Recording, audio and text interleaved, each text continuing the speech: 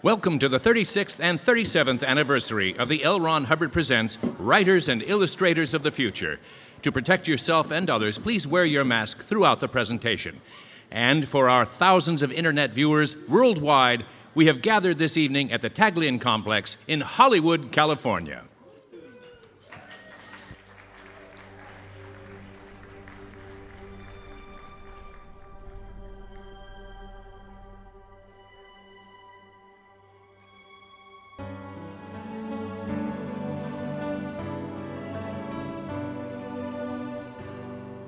This moment, any dream can happen in this second.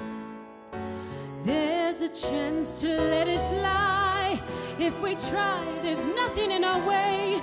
Don't stop, refuse to give a day we'll create through the night, make a future that's bright. We're alive. Take the journey.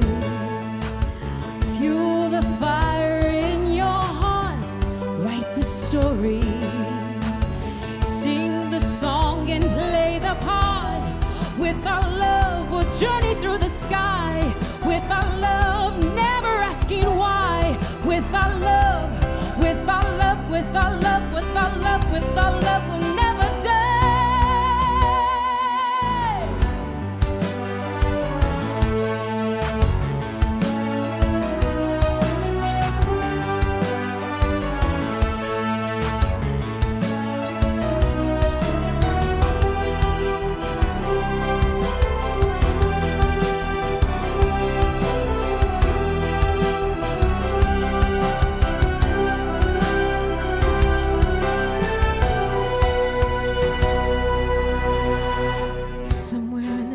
I saw the vision of a memory when all the earth was still except the beauty of a symphony.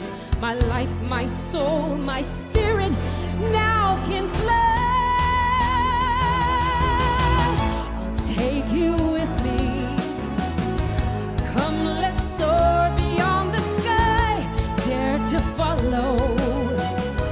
Take my hand and we can fly. With our love, we'll build a better place. With our love, there's nothing we can face. With our love, we can fly. With our love, reach the sky. With our love, we'll never die. With our love, we'll never die. We'll never die.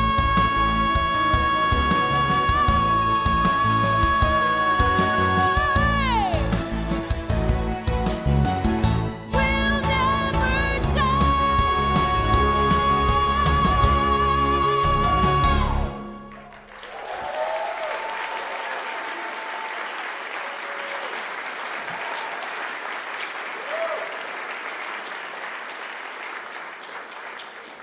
When Daedalus first stretched his makeshift wings to soar towards the heavens, humanity was able to tell a story. It was a story of striving for something new, something greater than the fulfillment of a single life. To tell a story is to embrace the spirit, the essence of the heart and soul. For eons, that tradition went uninterrupted, spoken from generation to generation, or painted on every possible surface. Then came canvas and the page, a new era of storytelling. The speed of our achievement began to match the pace of our dreams. The Industrial Revolution, which so changed the size of the world we live in, also changed the nature of the stories we tell. Daring adventurers stretched the limits of science and art, pursuing the dreams of the creative, and humanity flew. A single story could be shared with millions. Storytellers like Dickens with his Great Expectations, Verne and his 20,000 Leagues Under the Sea, and Wells with his War of the Worlds paved the way for Steinbeck with his Grapes of Wrath, Mann's Royal Highness, and L. Ron Hubbard's To the Stars, to lay a literary foundation for the golden age of storytelling, a road map to the future. McCaffrey's Dragons of Pern, Bradbury with his Fahrenheit 451, Heinlein's Starship Troopers, Frank Herbert's Dune, and a wave of far-seeing, almost prophetic writers of the human condition created a new world for the modern novelists such as Kevin Anderson, Larry Niven, and Orson Scott Card to create in. And in turn, these storytellers have found the bright torch of creation to be one that can be passed along to the next generation of great creators. But a curious thing has happened. For a score of centuries, humanity strove to catch up to the impossible dream of Daedalus's flight, and in the last 85 years, we caught up to the future told in the stories of those who wrote such far-fetched dreams. The current judges and winners of Writers of the Future live in a world where jetpacks are real. Google is testing the self-driving car. Sony has created robots that look like humans. As the torch of imagination is shared with this newest group of writers and illustrators of the future winners, we can only imagine what wonders they will discover as we come full circle into a new golden age. Please welcome our Mistress of Ceremonies, Executive Director of Author Services, representing the literary works of L. Ron Hubbard, Ms. GUNHILD Jacobs.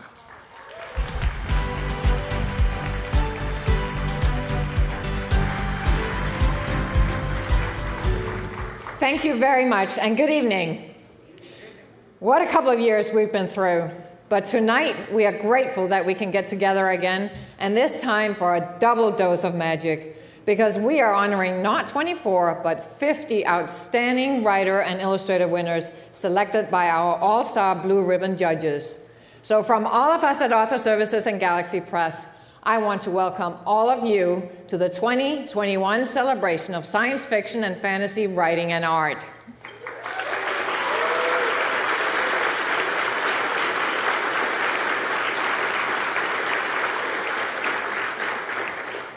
We have 33 winners from volume 36 and 37 with us tonight.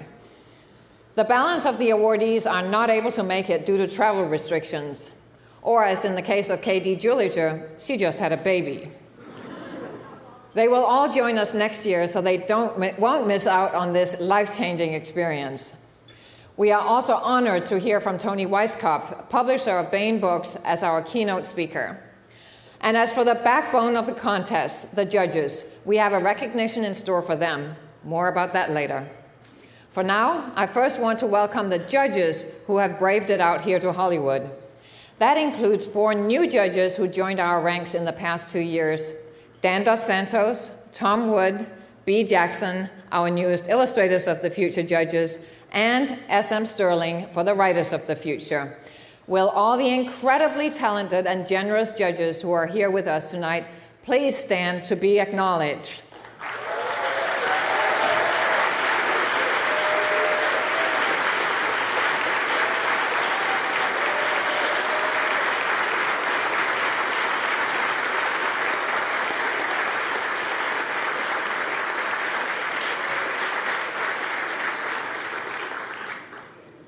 There is one thing about our chosen art forms, writing and illustration. They can be done anywhere and in solitude. So, despite the pandemic, writer and illustrator entrants, as well as most of our past winners and judges, were actually more productive than ever. And the release of our hugely popular Writers of the Future online workshop in April last year could not have been any more timely. The workshop features video presentations by workshop judges and instructors David Farland, Orson Scott Card, and Tim Powers. It also includes a study of essays and articles on writing by L. Ron Hubbard. The workshop gives budding writers a chance to improve their skills at their own pace before submitting to the contest. Mind you, it does not compare to the Writers of the Future Winner Workshop, which is at a whole different level. Now, on the point of winner and judge productivity, tradition has it that we give you an overview of the past year's accomplishments. This year, we have opted for you to get and read the article, The Year in Review, in both volumes 36 and 37. And once you have read that, I think you will understand. The accumulation of creativity from over 800 past winners in 2 years is simply too much. I would be at it for 10 minutes just to cover it all. So for now, let's spend our few precious hours together celebrating the new winners.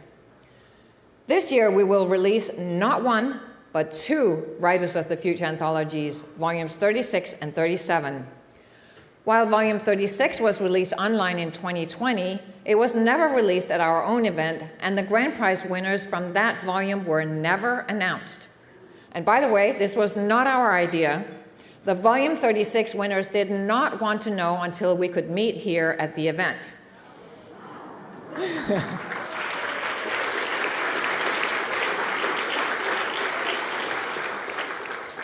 So as I earlier said, we are in for a double dose of anticipation and excitement. This is going to be fun. So now, to release L. Ron Hubbard Presents Writers of the Future, volumes 36 and 37, please welcome the President Galaxy Press, Mr. John Goodwin.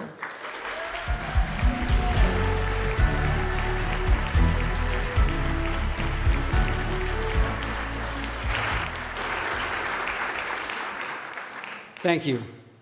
2020, 2021, 2 unreal years, 2 very real books. L. Ron Hubbard Presents Writers of the Future, Volume 36, and L. Ron Hubbard Presents Writers of the Future, Volume 37. And here they are.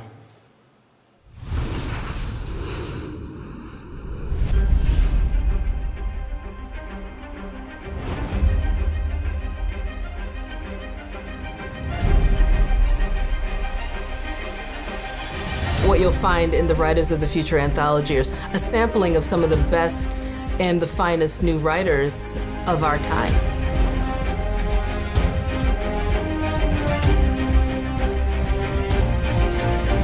And so it really does help the best rise to the top.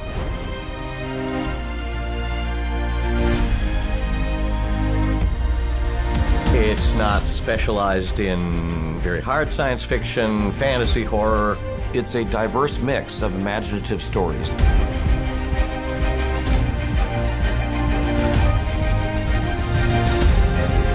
You get wonderful, surprising, powerful, moving stories from writers who have acquired the finest tools that the literature of science fiction and fantasy supply.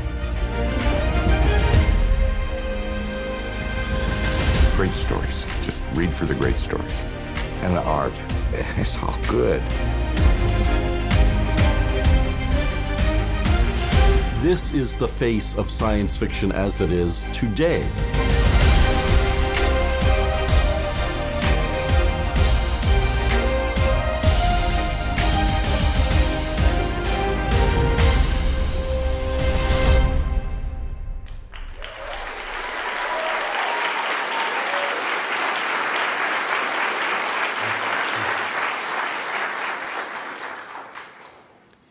To commemorate 2020 and 2021, the Illustrators of the Future coordinating judge, Echo Chernick, created both cover illustrations set in the same universe.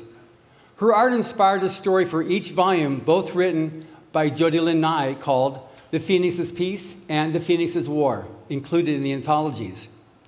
In volume 36, we included 3 bonus stories: The Winds of Harmattan by Nettie Corfor, The Green Tower by Catherine Kurtz, and Borrowed Glory by contest founder L. Ron Hubbard. In volume 37, the bonus stories are The Museum of Modern Warfare by Christine Catherine Rush and The Dangerous Dimension by contest founder L. Ron Hubbard. The anthologies, of course, also contain all the prize-winning stories with illustrations in a stunning full-color art gallery up front. The senior editor is coordinating Writers of the Future judge David Farland, himself a past grand prize winner. He also wrote the introductions, including his usual pointers as to what he and the panel of judges look for in a winning story. In addition to the remarkable entertainment value with stories set in completely different, ahead-of-the-curve worlds, these anthologies also served as an instructional collection of short stories and articles. First of all, the aspiring writer or artist can read the books to see what the judges are looking for and what it takes to win. Secondly, in each volume are articles and tips from established pros in the form of educational essays on the craft of writing and illustration. In Volume 6, you will find the Illustrators of the Future contest and the art of this anthology by the Illustrator Contest Coordinating Judge, Echo Chernick. Breaking In by Illustrator Contest Judge Mike Perkins. Making Collaboration Work for You, or Co-Writing with Larry and Sean by Contest Judge Sean Williams. And Steps in the Right Direction by L. Ron Hubbard. In Volume 37, you will find the Illustrators of the Future contest by the Illustrator Contest Coordinating Judge Echo Chernick. The Rewards of Imagination by Illustrator Contest Judge Craig Elliott. On Magic Out of a Hat by Contest Judge Orson Scott Card. And Magic Out of a Hat by L. Ron Hubbard. Here is a broad spectrum of sci-fi and fantasy represented, with everything from aliens bringing solutions for climate change to android theater troops, from a Victorian tea shop owner serving justice to wicked gangsters, to a starship powered by a godlike being. Stories that represent discovery, horror, courage, cleverness, sacrifice, scary things, what it means to be human, and so much more. The Midwest Book Review noted in their most recent review, Writers of the Future is the gold standard of emerging talent into the field of science fiction fantasy that has contributed more to the genre than any other source. Yeah.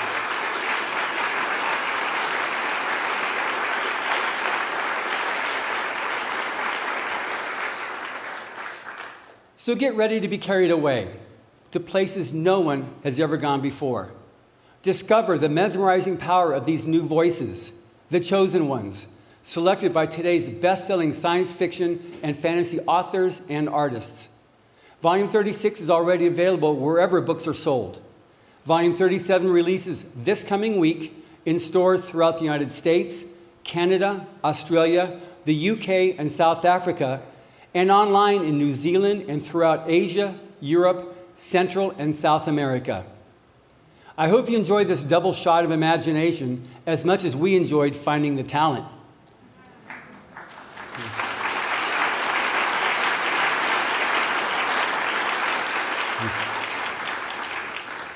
And bringing their creativity to you in the form of these soon-to-be best-selling and award-winning books. Thank you.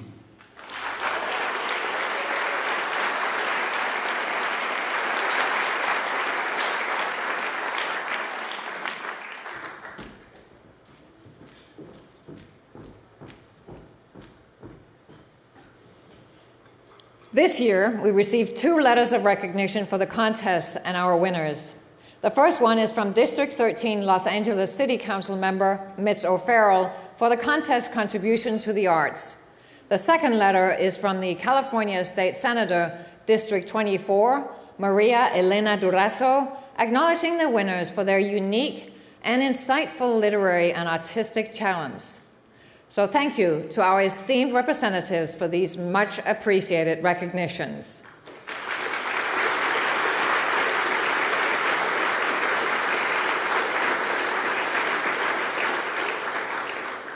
And now, on to the awards.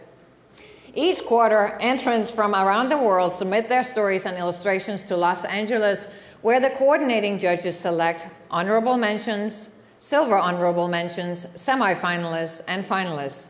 Our blue ribbon panel of judges then narrows them down to the winners, 3 writers and 3 illustrators. It is a quarterly contest, so every 3 months the process repeats. At the end of the year, we commission the 12 artist winners to each illustrate one of the winning stories. And those illustrations are published along with the winning stories in the annual anthology. While all the winners get prestigious awards, only 1 writer and 1 illustrator will receive the L. Ron Hubbard Golden Pen and Golden Brass Awards, an achievement that can and does change the course of their lives. As for the sequence of the awards in tonight's ceremony, winning authors and illustrations will be presented in the order they appear in both anthologies. Volume 36 winners from 2020 will appear on my right side. Volume 37 winners from 2021 will appear on my left side. And remember, if a winner does not appear on stage, it is not because of nerves. And now, to present our first awardees, please welcome Writers of the Future Judge Todd McCaffrey.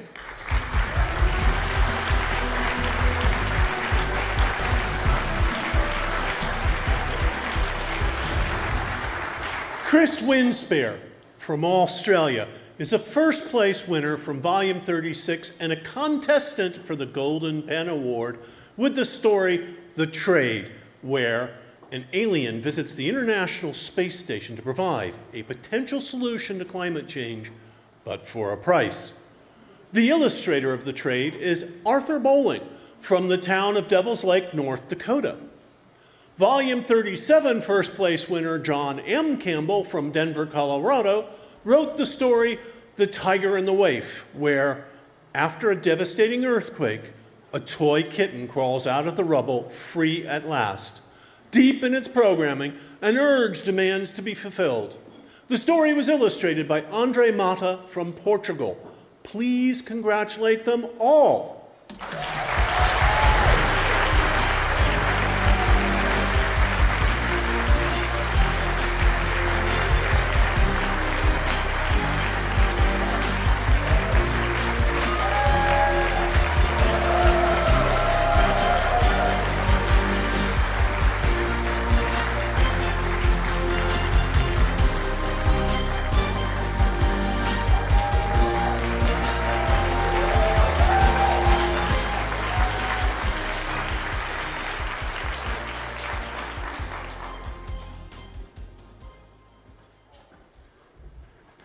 Well, thanks so much. This is so thrilling. I appreciate it. I'd like to open my thanks for the contest coordinators and staff at the Author Services for all their work, their hard work for both the contest and for this week. Also like to recognize my illustrator, Andre Mata, who's a Portugal resident, so he couldn't get here, but hopefully next year he'll be here. Thanks to all the contest judges, and from my Denver Science Fiction Book Club, I'd like to thank former winners, Eneasz Brodsky and Van Aaron Hughes, for encouraging me to submit my story here. I'd also like to recognize my critique group from the Rocky Mountain Fiction Writers, who always help me polish my stories. And thanks to my wife, Cheryl, who's my first reader.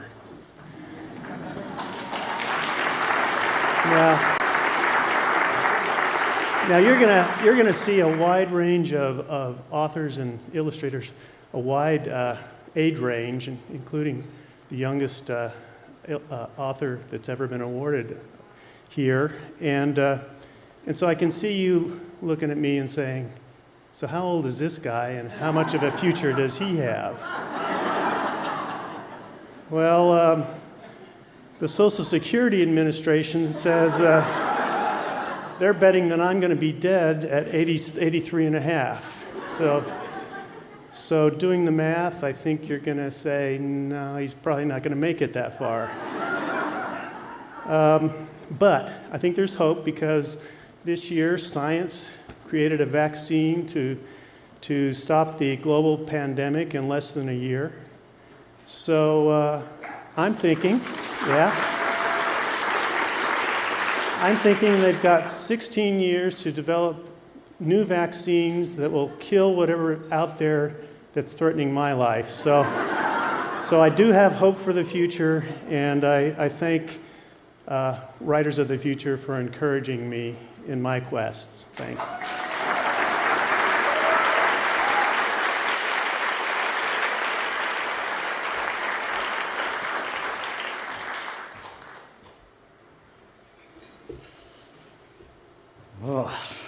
Well, just want to start off by thanking all you lovely people in the audience for joining us here tonight to wish myself, my fellow illustrators, and all the amazing authors that are with us tonight to celebrate this amazing occasion. Just want to say a big, huge, biggest thank you ever to the fine staff at Author Services, and a big, quick shout out to Ron Hubbard for, starting this whole event. But The staff at Author Services really knocked it out of the park and came through. I know it's been super hard on you guys just getting all of this set up amidst all this craziness, but you guys really pulled through, and I am forever grateful, and I'm pretty sure the rest of my fellow finalists will agree with me on that.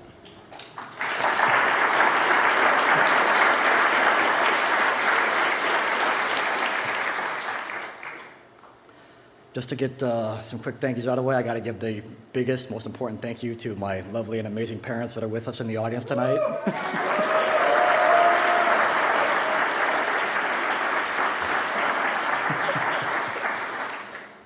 You guys are honestly the best, most supportive parents a guy could ask for. I love you guys so much, and I'm proud to be your son. Thank you guys for joining me here tonight. I want to give another thank you to my amazing friends and family that could not join us here tonight from all over across the country. Love you guys. I appreciate all your support. Forever grateful for that. And last but certainly not least, I want to give a thank you to all of my teachers and mentors that I've had throughout the years, including the fantastic judges and guest art speakers here with us tonight through this amazing week. I appreciate all the knowledge you guys have given me. And yes, thank you. Enjoy.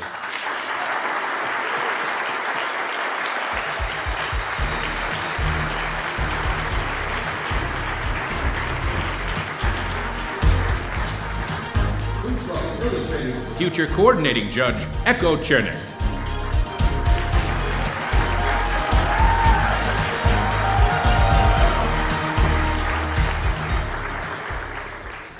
Volume 36 winner Michael Gardner is from Australia.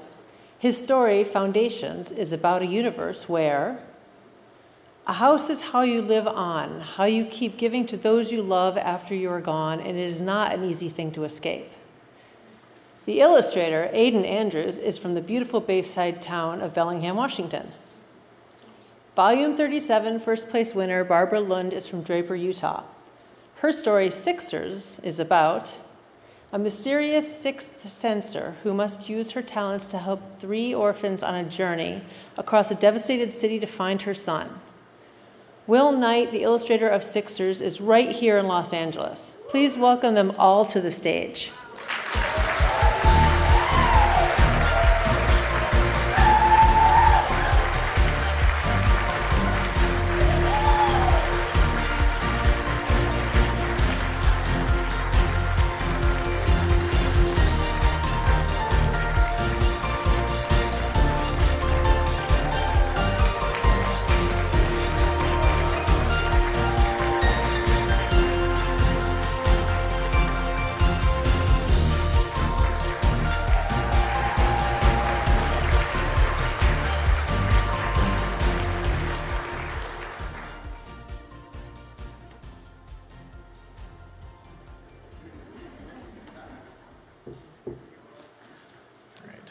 Let's start with the obvious and thank everybody here from Author Services, all the staff from Author Services and Galaxy Press, both the people that are here with us tonight in the front lines and everybody backstage and working hard from home. I'd also like to thank my, Mr. Hubbard over there for funding and founding this event. Next sentence, I'd like to thank my writer, Michael Gardner, for just his amazing, dark science fiction that just made my job so much easier. It was just a joy to read. After that, I'd love to start by saying that my entering and my winning this competition wouldn't have been possible without my family, my friends, and my mentors. I'd like to specifically say that my mother is just the most amazing, most enthusiastic, positive person that's always behind me no matter what I do, no matter where I go, just for my whole life. So thank you, Mom.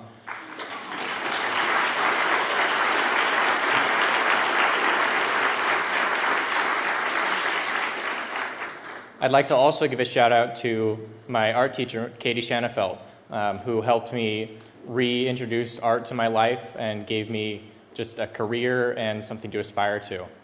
So thank you, Ms. Shanafelt.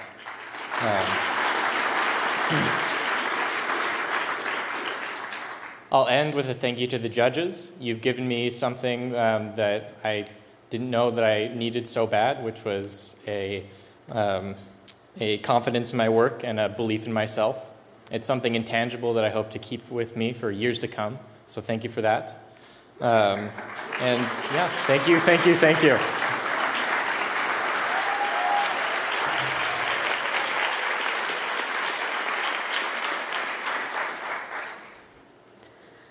This is very exciting. So I would like to thank L. Ron Hubbard for creating this wonderful contest, everybody at Author Services and Writers of the Future for making it happen, my family and my friends and my writing groups, my team at work that's putting up with me being gone, and of course the winners here and Will for creating a beautiful piece of art for me. Thank you.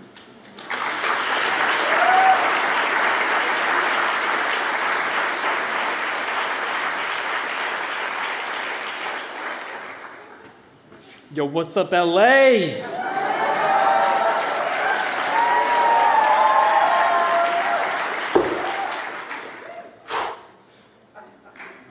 I'd like to thank Barbara for writing such an amazing story. It was really fun to illustrate. Thank you, Author Services. Thank you, judges. Thank you, my man L. Ron. And thank you, Mom and Dad, without whom I would still be a nebulous pixel in the universal consciousness without a corporeal form. They're in the audience tonight.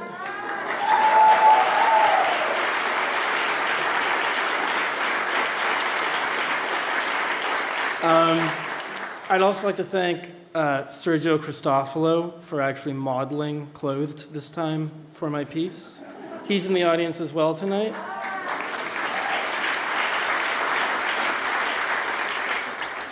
And I'd like to thank Ted Fruckman for teaching me the value of money. He's also in the audience tonight. Thank you.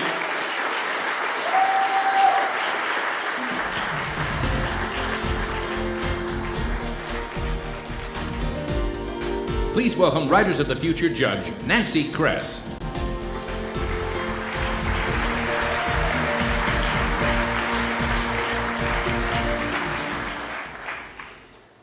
First place winner Andy Dibble of Madison, Wisconsin, has given us a story called The Word That Means Everything, wherein he presents the ultimate translation challenge. How do you take the most profound human concept and interpret it so that an alien can understand it? The story was illustrated by Heather A. Lawrence of the beautiful state of Washington, which I can attest is beautiful since it's also my state. Christopher Bowthorpe from Lehigh, Utah, has given us the story, The Enfield Report. In the Enfield Report, a scientist must choose between compassion and ambition when he is forced to participate in a sadistic and secret government project. The story was illustrated by Stephen Spinas, who unfortunately can't be here, from South Africa. Please join with me in congratulating them all.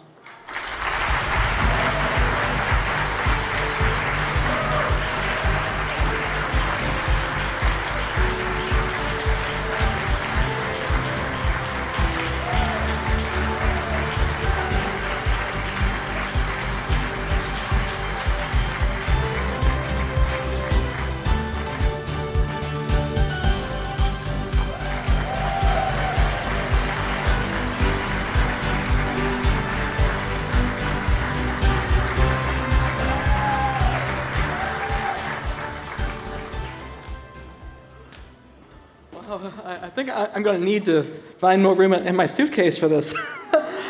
Wow, standing up here, it's all really real. I mean, after a whirlwind of a week here, the workshop was crazy. Got like 4 hours of sleep a night. So after seeing everything that goes into this, I first want to thank everyone at Author Services and Writers and Illustrators of the Future for all the work they put into making this happen. I mean, not only 1 year, but 2 years of winners. It was rescheduled twice because of COVID. I'm not sure how they pulled it off, but kudos to them for doing that.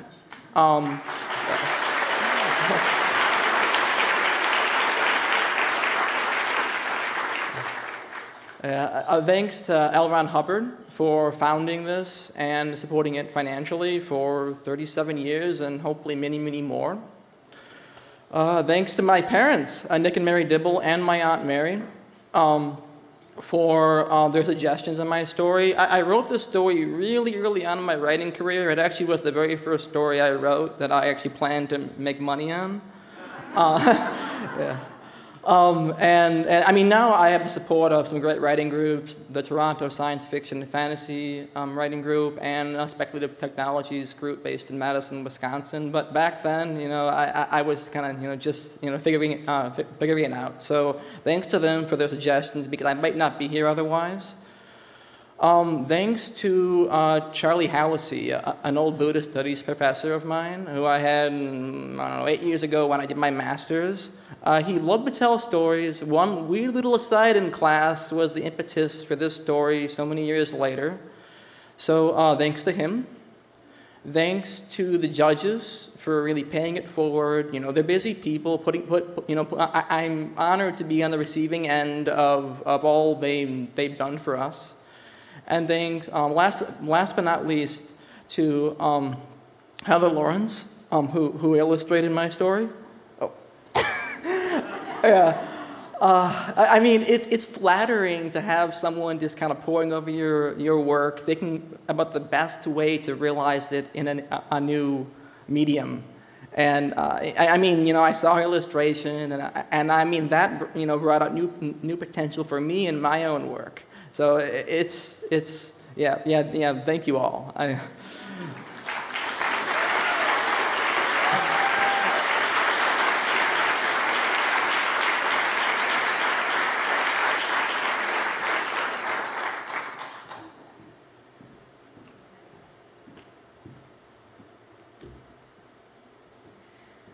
Well, ever since I was 5, I knew I wanted to be an artist. And I saw the illustrations in the books and the media around me, and I thought, the world is a better place because of this beauty that's there. And I wanted to be the person who was creating those awesome, inspiring illustrations.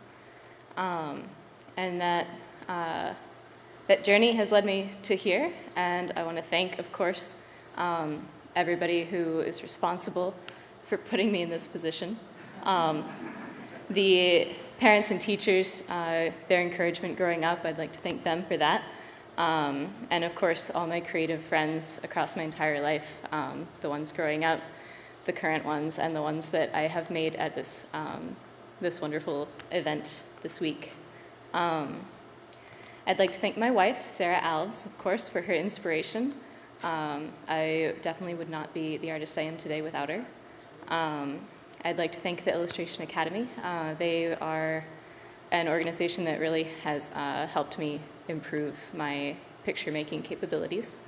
I'd like to thank my writer, Andy Dibble, for writing such a wonderful little sci-fi otherworldly story. It was a lot of fun to illustrate. And I would like to thank all of Author Services, the entire staff, for all their hard work, and all of the writers and illustrators of the future judges for coming and judging our work for us. And of course, I'd like to thank the L. Ron Hubbard Endowment for supporting this contest year after year. And the last thing I'd like to say is that when we started this, we were the illustrators of the future, but let us now be the illustrators of the present.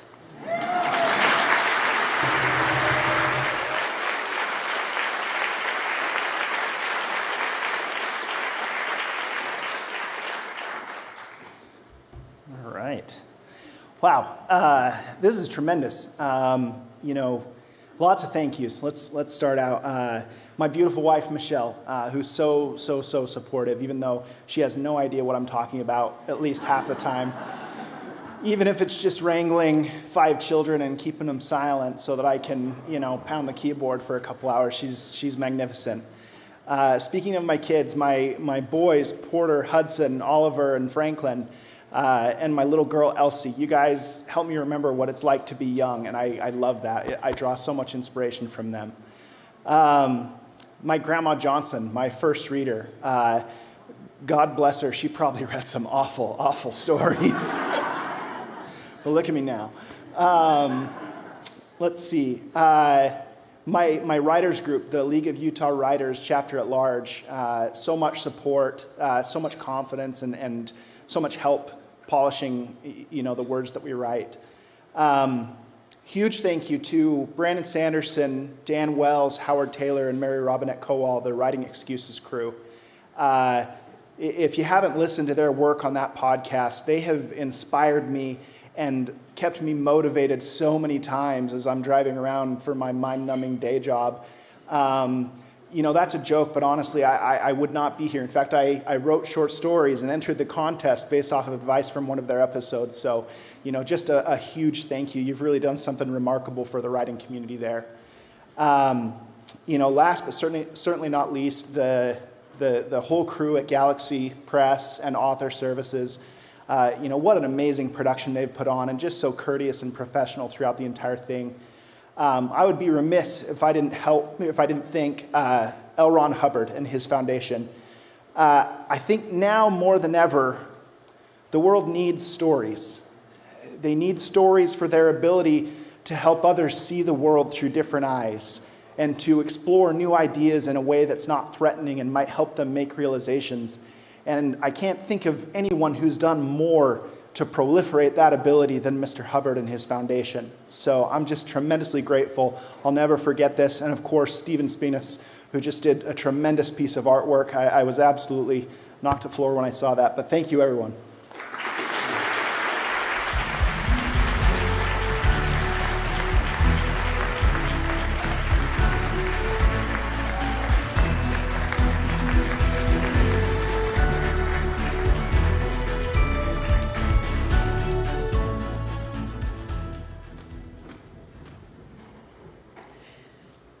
L. Ron Hubbard was, as he himself stated, first and foremost a writer with a lifelong vision and passion for the arts. He started his professional writing career in 1934 at 23 years of age. Throughout his life, he would always give advice to novice writers and come up with ways to give them a helping hand.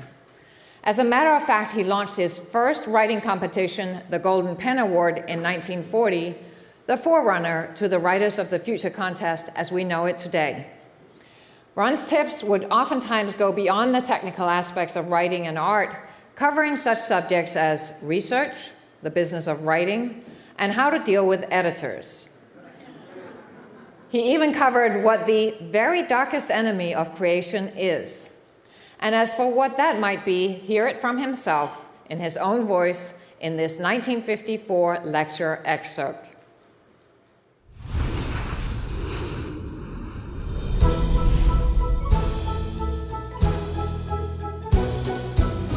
I remember when I was doing quite a bit of writing when I was very young. Quite a bit of writing. I say quite a bit of writing, a couple 100,000 words a month, something on that order.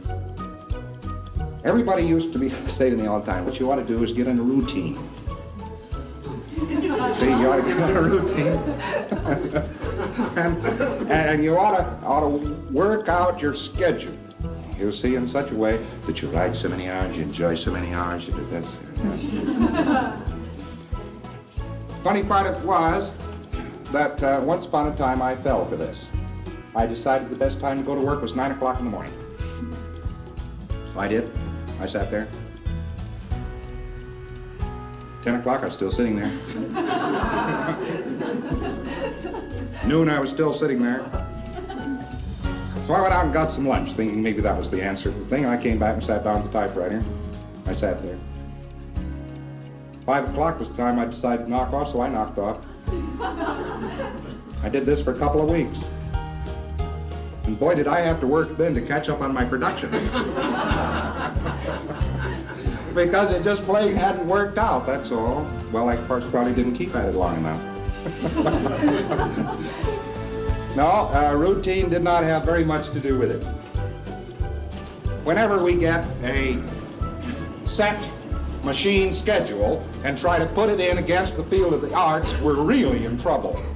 because arts are creative, and a machine schedule is the very darkest enemy of creation.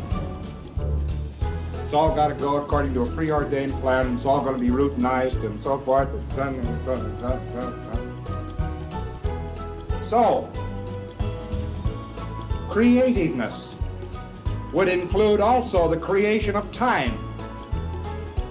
And a man who is a very busy man and has to get a great many things done is liable to do, if he's in good shape, a tremendous number of things in a span of time which is not the preordained, allowed, regularized, regulated time span. And after he's gotten all these things done, everybody says, where could he possibly have gotten all that time?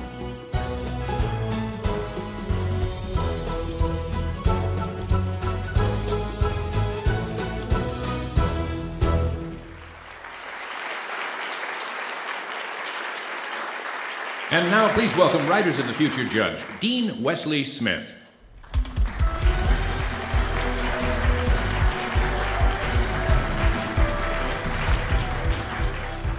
Wow, this place has gotten bigger since I walked across the stage in the very first ceremony, 38 years ago now, 37 years ago. Wow. It's mind-numbing, I'll tell you. Okay, volume 36, first place winner, J.L. George, lives in Cardiff, Wales, and won in the third quarter for Catching My Death, which is about catching your death to find out if yours will be a good death or a bad one. The illustrator for this story is Caitlin Goldberg. She is from the state of Michigan. Volume 37 winner, Elizabeth Chatsworth, is a British author living in Connecticut. Her story, The Widow's Mite, is about a Victorian tea shop owner hopes to serve justice to wicked gangsters with the help of a mysterious new friend. The story was illustrated by Madeline Locke from Atlanta, Georgia. Please congratulate all these winners.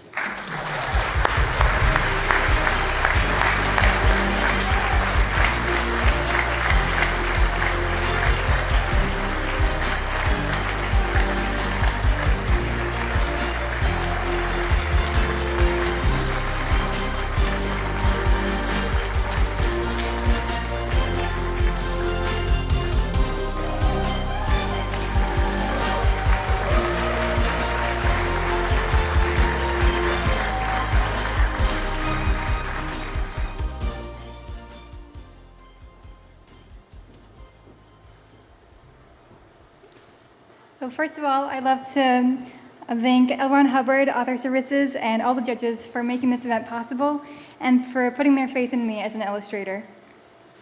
I'd also like to thank my family for being so supportive of me all my life and providing me with the resources I needed to succeed in art from a young age. Now, I have a great thanks to Kendall College of Art and Design for providing me with the resources and teaching me the fundamentals of art from a young age with summer classes and now as a full-time student there. I'm so honored to be here with all these amazing illustrators. Thank you so much.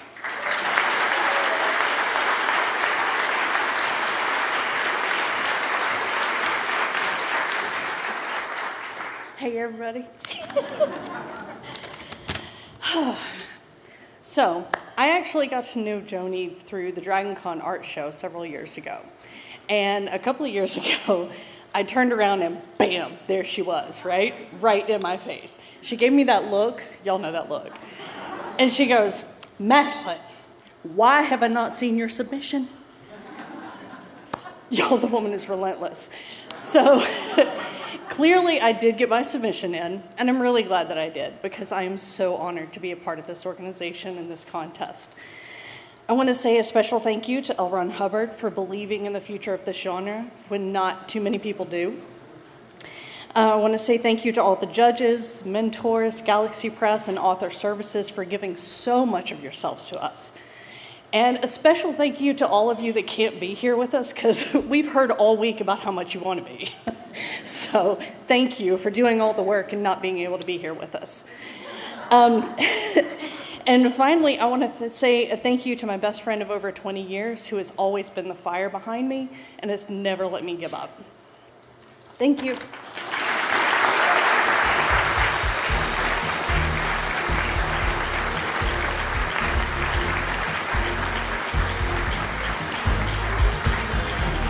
Please welcome Writers of the Future judge, Larry Niven.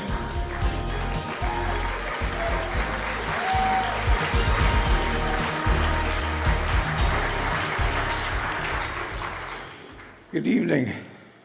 Volume 36 winner, F.J. Bergman, lives in Madison, Wisconsin. In her anti-bullying story, A Prize in Every Box, you will find out what wonders or misery a cereal box prize offers. Yes, a cereal box prize. The illustration for A Prize in Every Box was done by self-taught digital and traditional artist Ben Hill from Florida. Volume 37 winner, Luke Wildman, was born in West Africa and now lives in Indianapolis. His story, How to Steal the Plot Armor, tells of a magical kingdom overrun by chosen ones, where a wizard grows weary of always being the mentor and decides to do something about it. How to Steal the Plot Armor was illustrated by the UK-based artist Dan Watson. Please welcome them all to the stage.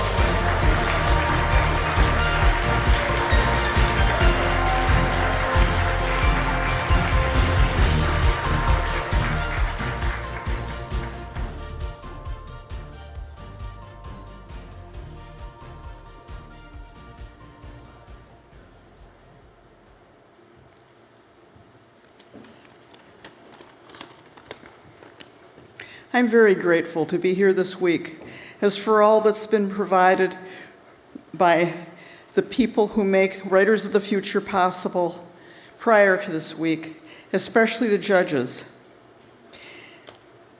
This includes encouragement for some of my 14 previous attempts in entering the contest.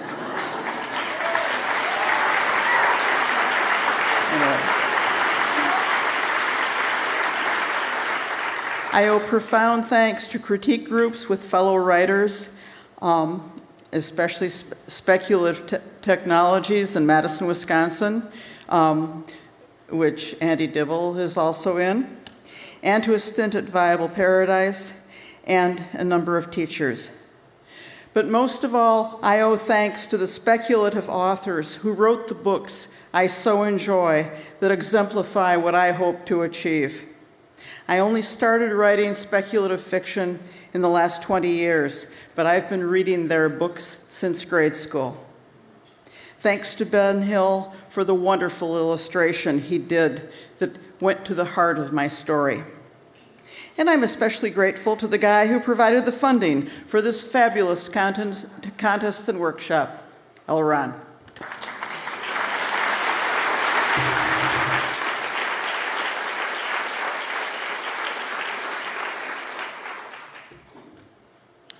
It's mine.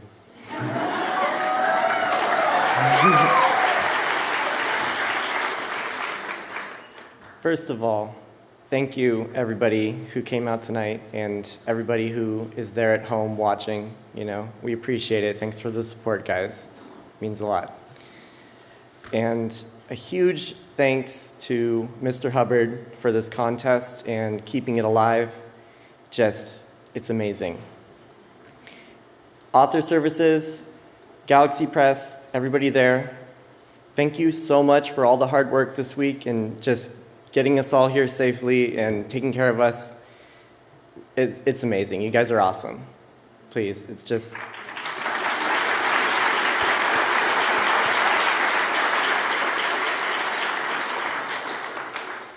I owe a massive thank you to Echo and the judges and just all of my fellow artists this week. Just so much guidance and support, and it's amazing, and I really appreciate it, you guys. It's so good. And I have to thank my family, my parents, and my brothers, and You guys are just always supporting me. Thank you so much. You guys watching at home, I appreciate it so much, you guys.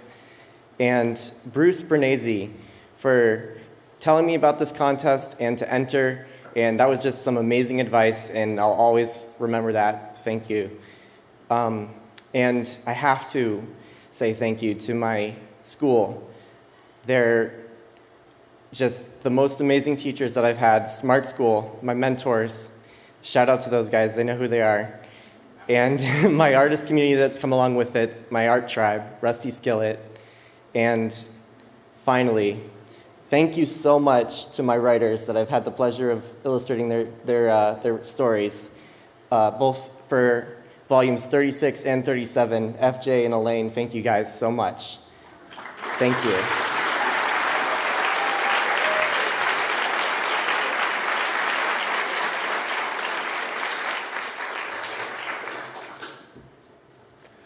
Well, just like FJ, I submitted to this contest 14 times before I got in. And I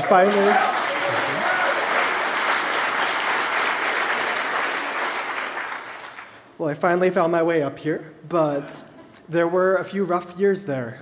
There were years when I was working in factories and working in cubicles and writing soulless marketing posts, and there were also times when I was sitting by my mom's hospital bed while she was going through cancer treatments. So during those times, every now and then I would get an email from Joni telling me that I had won another honorable mention or a silver honorable mention. And those just gave me that little bit of hope that I needed to keep on with my writing.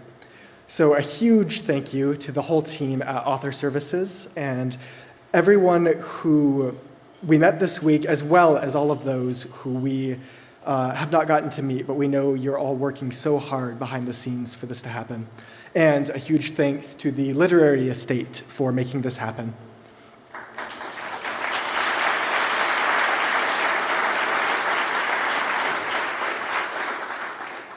I also want to thank my beta readers. There are too many of them to name, but the ones who read pretty much everything I wrote include Elizabeth Sison and Ted Williamson, Micah Detweiler, and my wife, Lauren Wildman. Thank you to my wife just for everything she does, for sacrificing and being willing to let me traipse off to Hollywood while she stayed in Indianapolis for this. Thank you.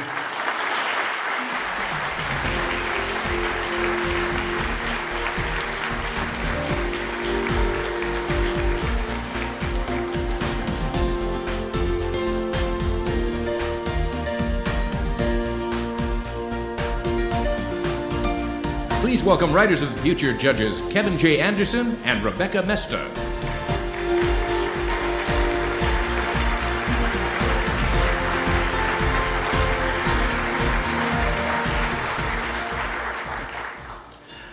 Volume 36 winner Leah Ning lives in Northern Virginia.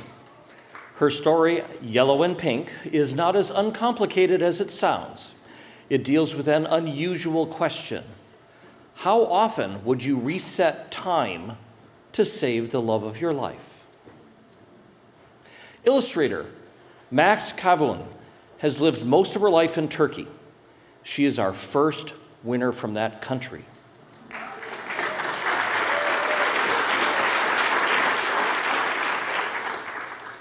Volume 37 winner, Katie Julisher from Nevada, was previously published in L. Ron Hubbard Presents Writers of the Future, Volume 32, as a published finalist, and is returning with her winning story, The Redemption of Brother Adalum, where there can be no redemption for a man who has lost control of his warrior bear spirit, only penance, or so Adalum believes. The Redemption of Brother Adalum was illustrated by Isabel Gibney from Washington, D.C. Please congratulate them all.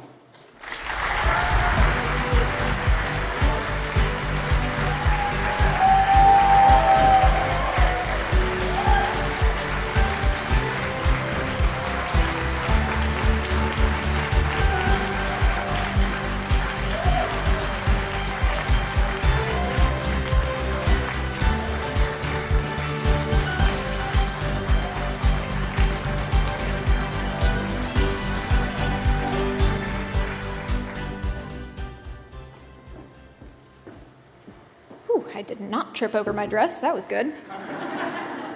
Of course, I would be remiss if I didn't first thank L. Ron Hubbard and the folks at Author Services for this fantastic contest. You all have been wonderful. Thank you so much for believing in all of us and for setting up this fantastic week for everybody. You all have been so kind, and I appreciate you all so much. I wanted to thank the Writers of the Future Forum, and especially Wolf Moon, for their wonderful welcome and for being so helpful as I was beginning to enter the contest. I want to thank the two people who read this story before it went in, without whom it definitely would not have won. My friend Tiffany and my husband, Alan, who is sitting in the audience tonight.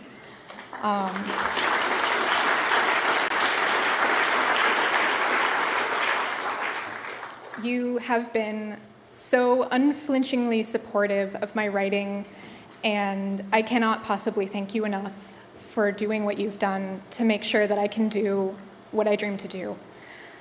I would also like to thank my illustrator, Max, for her beautiful illustration of my story. It absolutely got straight to the heart of the story, and it was so good. I just completely freaked out when I saw it.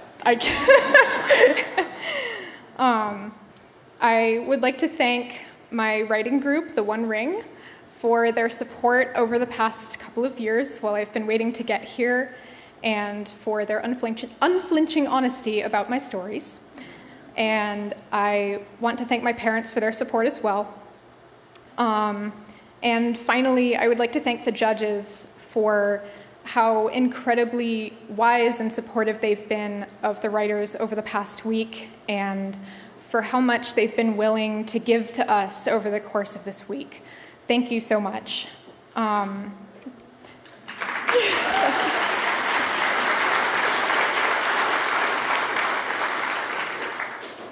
For the writers who are still submitting to this contest, keep entering. You never know when you're going to win. Join the forum. They are lovely people. They will help you out. They are super good at critiques. Please join the forum. And write your heart. Don't let anybody tell you what to write, because otherwise you're going to be bored, and so is everybody else.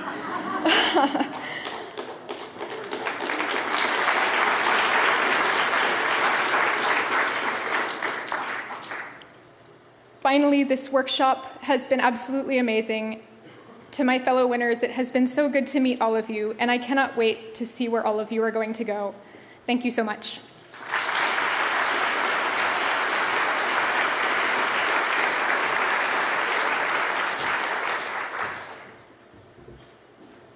Hello and marhaba.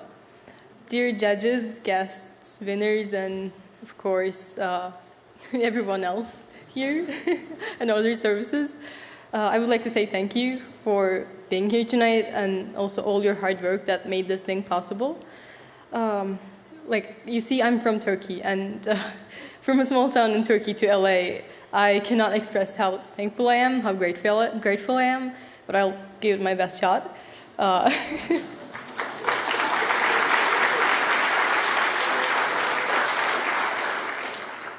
So I would like to say thank you for my writer for this beautiful story, for the judges and volunteers for their time here, and of course, Author Services for their hard work. But most importantly, I would like to say thank you to my parents. I'm very grateful for them, the parents that supported me through thick and thin, in a country that didn't care about art and dreams. I'm thankful that they said that it was okay, that I could do what I did, and I'm grateful that they sacrificed everything they had so that I could be here today. So thank you, and fight on.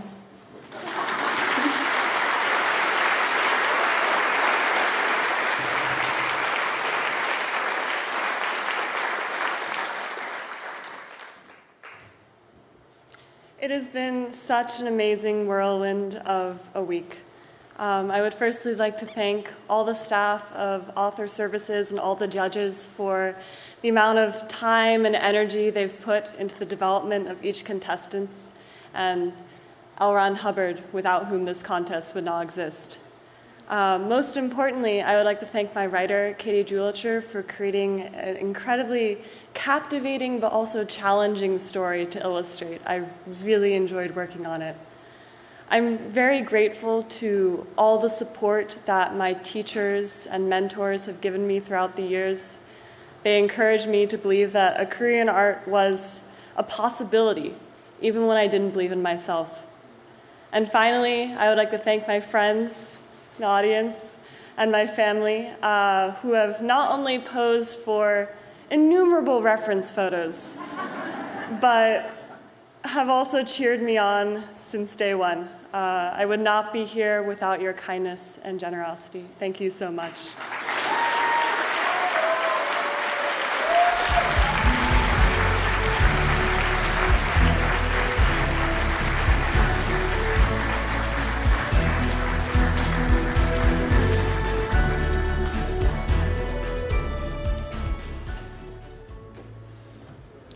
This evening's keynote speaker has been involved with publishing for most of her adult life. We originally met her at the Writers of the Future event in New York over 30 years ago. She has worked under Jim Bain as an editor, wearing every hat in a publishing house. She has won the Phoenix Award, the Rebel Award, and the Neffy Award for Best Editor. And with Jim's passing, she became the owner and publisher of Bain Books, dedicated to publishing the best in science fiction and fantasy. Writers of the Future and Bain Books are intimately connected, with so many of our winners and judges being published by Bain. Please welcome the publisher of Bain Books, Ms. Toni Weisskopf.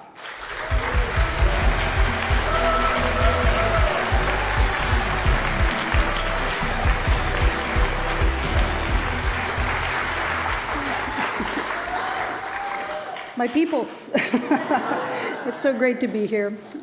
I'd like to thank the organizers of the Writer of the Future event for inviting me here to talk to you all.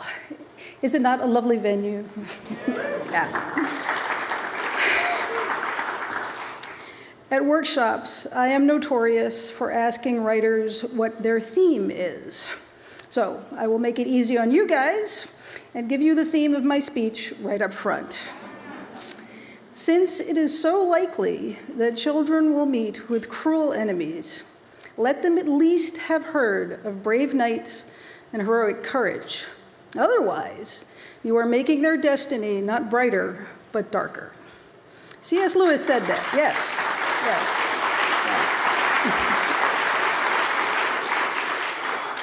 And I'll get back to that theme in a minute. My association with the Writers of the Future goes back a long way, longer than some of this year's winners have been alive, in fact. While I was still in college a long, long time ago, I knew that I wanted to become involved in science fiction publishing as an editor. In my senior year, I would attend science fiction conventions with resume in hand.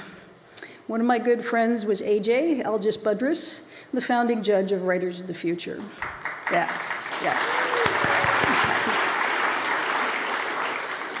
He and Author Services would throw parties at conventions to publicize the contest. And those parties were much more modest than this event, though still, I have to say, very classy. They always had the best canapes, and one of the reasons why is part of my earliest recollection of the Writers of the Future, chopping cheese and cutting vegetables in a hotel suite. Okay. I have come a long way in 4 decades, and so has the contest. One of the reasons I'm here speaking to you is because over the years, there have been many Writers of the Future judges, Illustrators of the Future judges, and winners associated with my company, Bain Books. Some of the more than 20 judges whose work we've had the honor of publishing include the aforementioned Algis Budrys, Tim Powers, Kevin J. Anderson, Gregory Benford, Anne McCaffrey, Larry Niven, and Jerry Pornell. Many of your artist judges have graced our covers too, including Bob Eggleton and Dan Dos Santos, who is here with us tonight. And we've not only published those folks, but also a bunch of the Writers of the Future winners too, including novels by Eric Flint, who is himself now a judge for the contest, and in alphabetical order. Oh yeah, clap for Eric, yeah. Oh, yeah. In alphabetical order, Stoney Compton, Jim Glass, John Moore, Martin Shoemaker, Eric James Stone, and Brad R. Torgerson. Winner Bill Ledbetter works with us on our Jim Bain Memorial Award Short Story Contest. And winner Sean Patrick Hazlitt is editing a couple of original anthologies for us. His next one is due out next year. And let me tell you, there has never been a better time to be involved with science fiction. Science fiction won at the box office, on TV, in popular culture of all kinds. IKEA is using robots to sell furniture. And somehow rockets sell mortgages. I don't know how. But there is an actual company called iRobot. It's not just a book title from Isaac Asimov. Our biggest billionaires are true believers. Jeff Bezos collects science fiction art and is a science fiction fan. Elon Musk is too. Even Senator Ted Cruz quotes Star Trek. But there is a downside to all of that. Back in the day, there was a sense that we, those of us who read and wrote and illustrated and published and reviewed SF and chopped cheese and threw parties, that we were all in this together. It was, to quote a fanish trope, a proud and lonely thing to be a fan. Well, we have lost the lonely, and some of us might say we are on the way to losing the proud part too. But we don't have to. We, all of us here, the bright stars of the future, together with your experienced judges and workshop coaches, we are a community. And tonight, I want to remind us of some of the things that we do right as a community, things that we can be proud of. I'm not saying that there's no room for improvement. I'm just saying that I prefer to focus on the positives, the things that bring us together, not the things that divide us. And in my 50 or so years of being part of this community, I've come to the conclusion that science fiction is a conversation. Science fiction is a literature of ideas, and ideas were made to be shared. There are very few Emily Dickinsons in SF. Just look around you. We are a social people. And when I say science fiction, all peace to Gregory Benford, with whom I expect to have this particular conversation for a very long time, I mean the greater SF that includes fantasy. Some would have it, the greater fantasy that includes science fiction, since fantasy is arguably the first genre, and science fiction a relative newcomer to the literary scene. Tim Powers and I date it to 1926, okay? But we're all part of one thing. Science fiction is famously hard. It deals with hard science. It's hard to write. And some people will tell you, therefore, that fantasy is easy. I will not tell you fantasy is easy. As that famous comedian Alan Swan said, dying is easy, comedy is hard. So is fantasy if you want to do it right. It seems to me that if science fiction is about learning how to understand and control the universe from the nanotech level all the way up to gravity and deep time, maybe fantasy is about coming to terms with not being able to control the universe. And I'm going to say that again because I think it's important. It seems to me that if science fiction is about learning how to understand and control the universe, fantasy is about coming to terms with not being able to control the universe. And that ain't easy. They are complementary approaches to fiction, two sides of the same coin, and that may be why so many writers write both SF and fantasy, L. Ron Hubbard among them. Eric Flint's Writers of the Future winner was a fantasy story. His first novel, published by Bain, was pure science fiction. So let me tell you, it is not only okay to write about C.S. Lewis's brave knights and to tell tales of heroic courage. It's important. Just as important as hard science fiction is inspiring scientists and engineers. Both address very real problems, and it doesn't matter how you attack that problem, whether it be through high fantasy, or epic fantasy, or urban fantasy, or secret histories, or vampire stories. Whatever the latest variation on the subgenre theme is that excites you, it's just important that the problem be addressed and the inspiration shared. So understand that when I say SF, this is a large umbrella. It covers multitudes. There is room for everybody here. That's not an accident. The people who make up the community of science fiction have always been inclusive and have always been generous of spirit. One of the things we do well as a community is pay it forward. L. Ron Hubbard created Writers of the Future to pay it forward. Our culture was one of inclusion. The only criteria needed to join, enjoy science fiction. That's it. Boom, there's your secret handshake, you're in. And I have seen that personally in action for over 40 years. My point being, there is no need to be ashamed of where you come from. It's okay to be proud of the community that you belong to and that you all contribute to. So, lift each other up. Share your experiences with newer writers and artists, just as the writers and illustrators of the future have helped you. Keep the chain of pay it forward going. Include everyone in your futures. Keep the conversations going. And most importantly, be proud to tell your tales of brave knights and heroic courage and show competent, good people solving problems. And if that's not how you work, show the dark side of if this goes on. Show us where we don't want to go. But mostly, lift each other's up. Let your words lift each other up. Make our futures brighter, not darker. We're going to need it.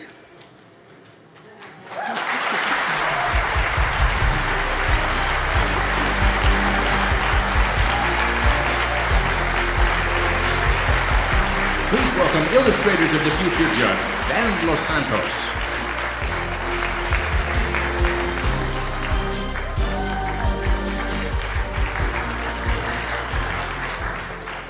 Hello. Kitty Livingston is from Lawton, Oklahoma. As a first place winner, she's also a contestant for the Grand Prize Golden Pen Award. Her chilling story, Educational Tapes, will inform you that there's nothing here to harm you, only your choices, only yourself. The educational tapes will prepare you for your choice of I accept or I decline. There are no other options. The illustrator of this story is Ayong Avier from Maryland.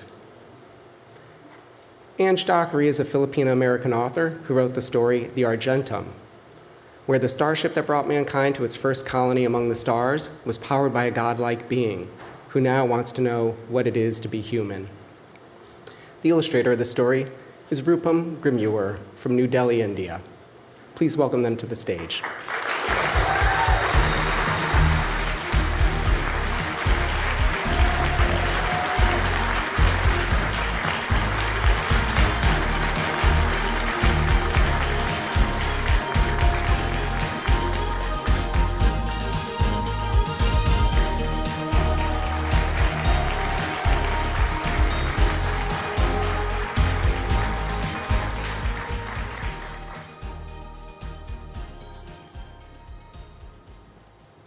Hello, I'm so excited to be here.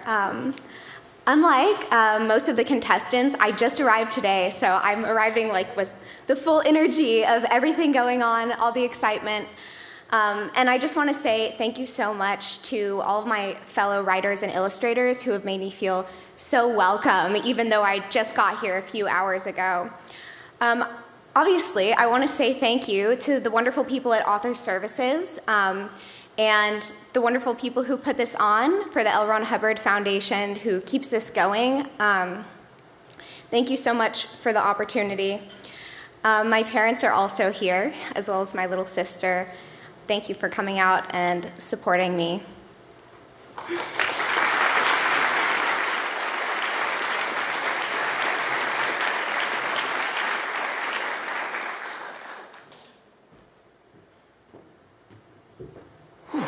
Man, there's a lot of you. I'm deeply honored to be able to stand on this stage tonight.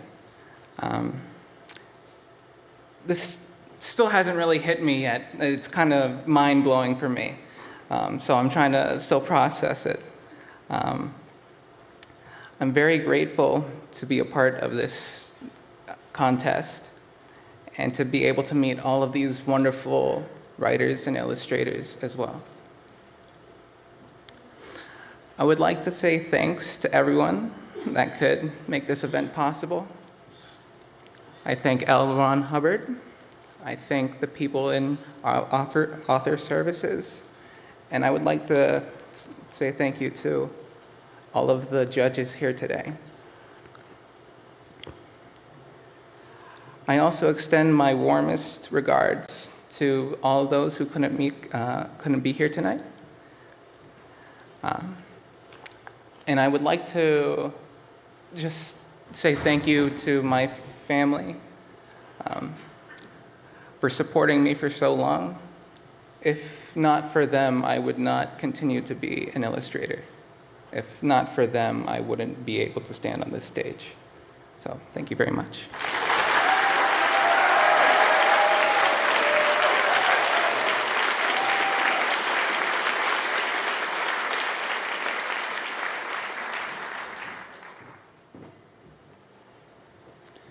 This is such an honor. Thank you.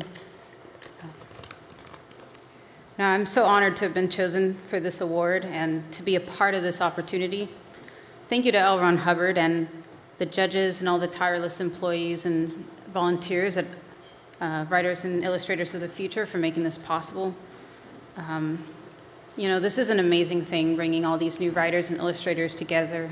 And I first submitted to this contest when I was 18 years old. So here I am 19 years later. So it's a long time coming, but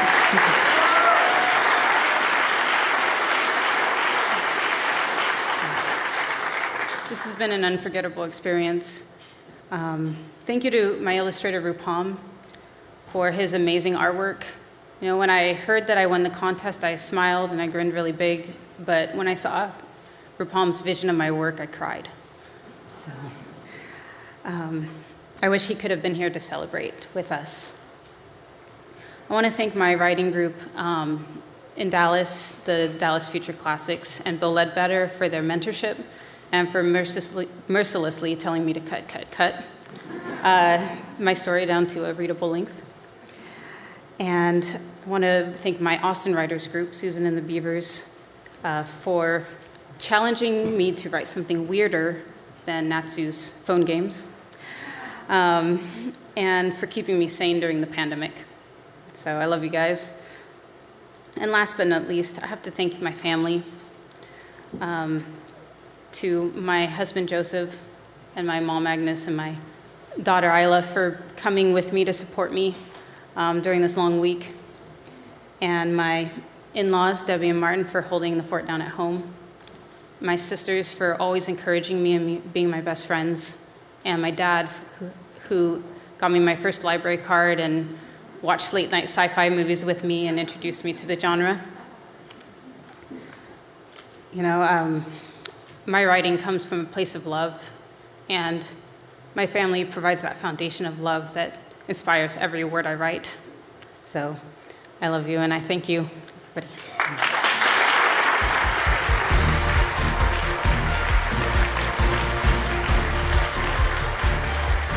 Please welcome Writers of the Future Judge, S.M. Sterling.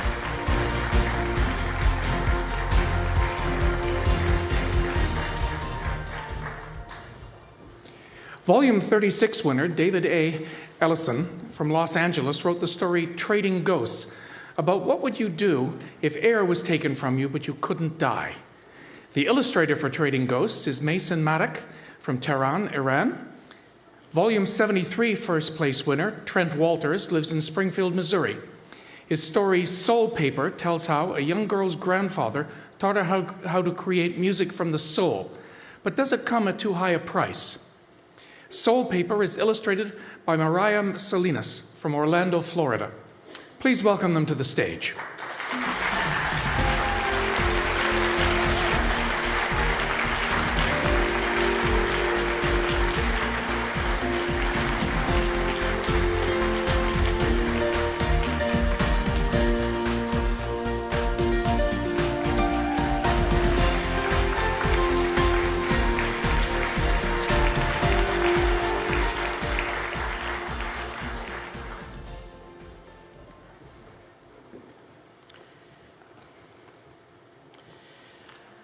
I've been pursuing this for a minute, but I wanted to write something worthy of it. So I wrote, I practiced, and I finally submitted a few times. and I was fortunate to receive honorable mentions. I'd even cultivated for many years this graying goatee that we male speculative fiction writers are compelled to have. But I hadn't really thought to be standing here. Humbled to have met writers of such caliber whose stories have all impressed me so much. There are people who deserve thanks. Mr. L. Ron Hubbard, without whom this opportunity wouldn't exist. Author Services and Galaxy Press for going above and beyond to support all of us, and for making a curmudgeonly writer from Los Angeles feel that perhaps he might create something worth reading. Many thanks to David Farland and Michaela Carter for their insight in finalizing the shape of the story. Mr. Mesa Matak, your artwork is such that stories should be written for it rather than the other way around. To the writing groups who have tolerated my work for this long, my friends in the Sci-Fi Fantasy Critique Group, and the only writing group in town whose collective wisdom cannot be overstated. My newly met birth mother and family, my sisters Karen and Robin, and my parents who are no longer with us, who always supported me, but I suspect that they never really understood the weird things that we write. And above all, Bianca, you are always my muse, and this is for you. Onward and upward.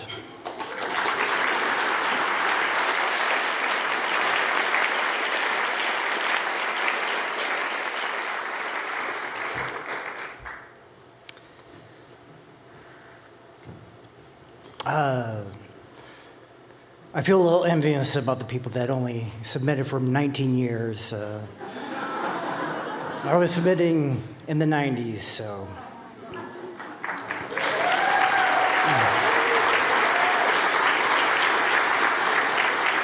I would like to thank Author Services. They have been unfailingly kind and generous with their time. And I'd ask questions like, hey, can you do this? And they'd do it. That was pretty awesome.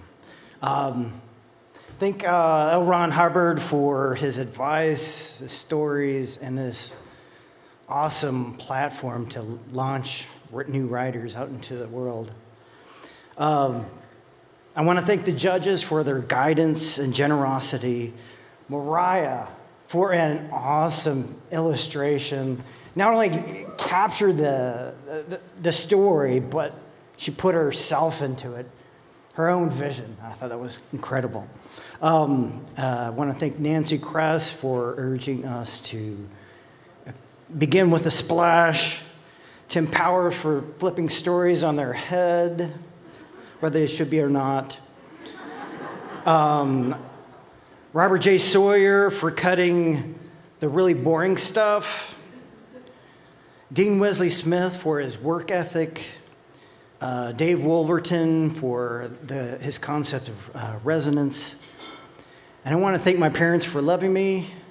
And I just want to say that this story came, I think you will see that it came out of just a month after my father's passing. Thank you all.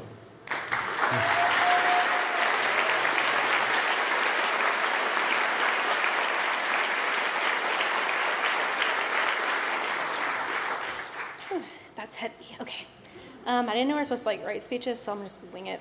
But I just want to thank everyone who's here today, and also the people who couldn't make it, but hopefully you can make the next one. I want to thank L. Ron Hubbard, the Writers of the Future, just everyone who's made this come together.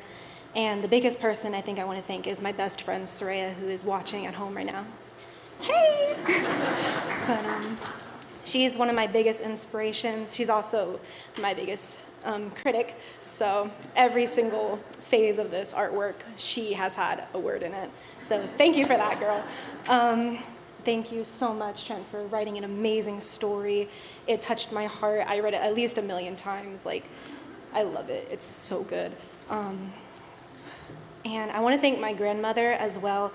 I wouldn't be able to have known about this without her. We actually found it in a scholarship book, believe it or not. And I'd also like to thank my parents, my mother for making me, my brother, he is also at home watching. Hey, bro. And I also wanted to thank just all the people who I've met here. You guys are so sweet, amazing, and thank you so much.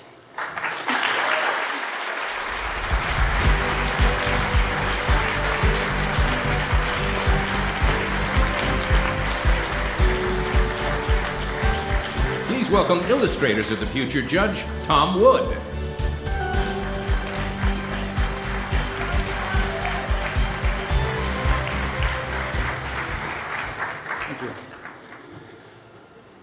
Volume 36 winner, Storm Humbert, is from Michigan. In his story, Stolen Sky. Alien performers capture the imagination of human audiences, but at what cost? To the people, or to the performers and their people. The illustrator for Stolen Sky, In Lee, was born in Ho Chi Minh City, Vietnam. Volume 37 winner, Eric Lin, lives in the Pacific Northwest. His story, The Skin of My Mother, is about a woman who escaped her destiny, returns home to find it won't be so easy the second time. The story is illustrated by Shi Yi Yu from Ningbo, China. Please congratulate them all and welcome them to the stage.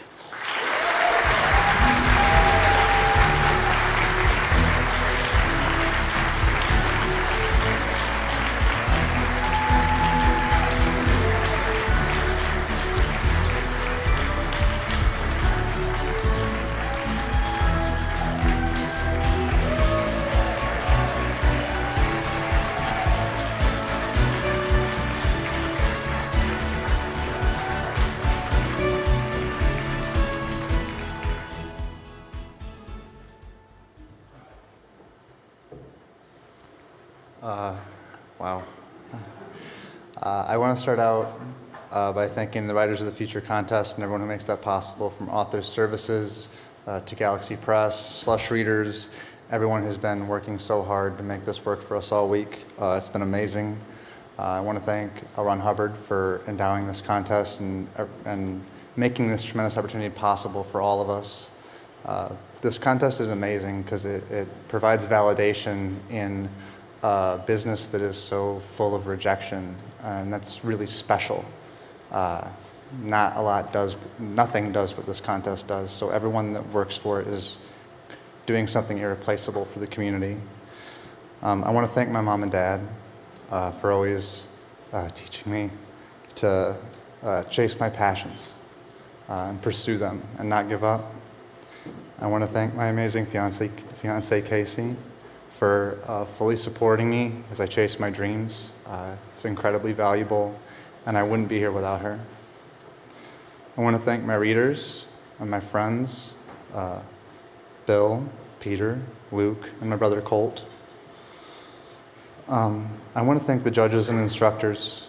I'm the product of an incredibly lucky streak of good teachers, and good teachers are so important. They change lives, and so I want to thank you all for everything you do and everything you've given to this contest and to us this week.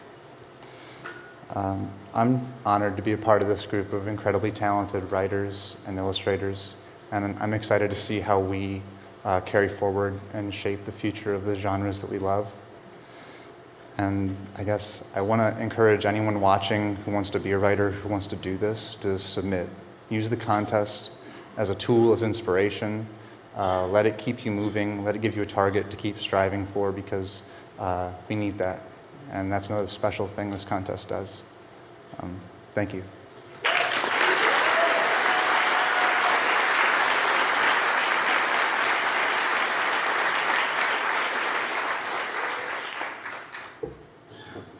Hi, everyone. Thank you for being here, and especially my parents for making it all the way from Missouri to be here.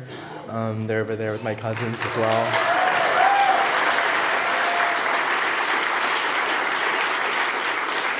I'm so happy to be here, and first and foremost, I would like to thank L. Ron Hubbard for creating this very inspiring contest for all those aspiring writers and illustrators to be able to expose their work and their art throughout the world. And I would like to thank all the staff and the judges of Author Services and Galaxy Press for creating this amazing event and hosting an awesome workshop that I will never forget. And just to be here and to have this be a part of my life is incredible.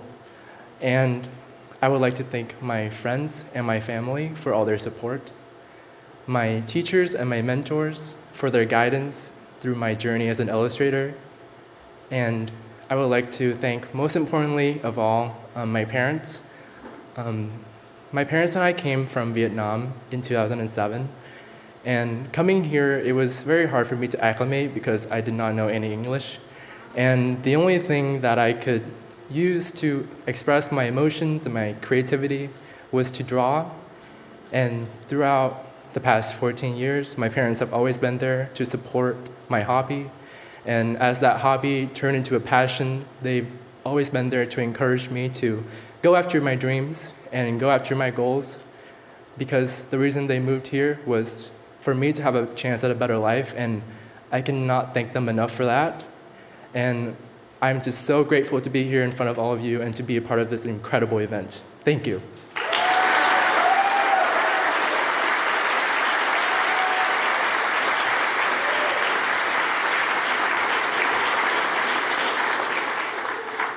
First, I'd like to thank my artist. She's amazing. She couldn't be here, but you know, when a writer tells a story, we know we entertained at least one person. But it's rare that we get such feedback where we can say, wow, this person really gets me. And it was just amazing art. So I really appreciate that.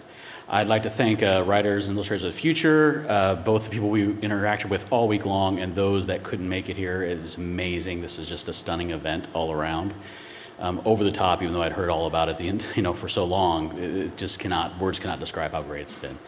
I'd also like to thank the judges, not just for the time they took to judge and their amazing great taste, but also the time they put into the time they put in to come and give us words of advice and to give us encouragement and just be open to talk about any aspect of writing. It's been great. And finally, I'd like to thank my wife, who's in the audience. She has been the support, of course, all week while I've been here, but she's really my support every day of my life. And I love you, baby. Thank you.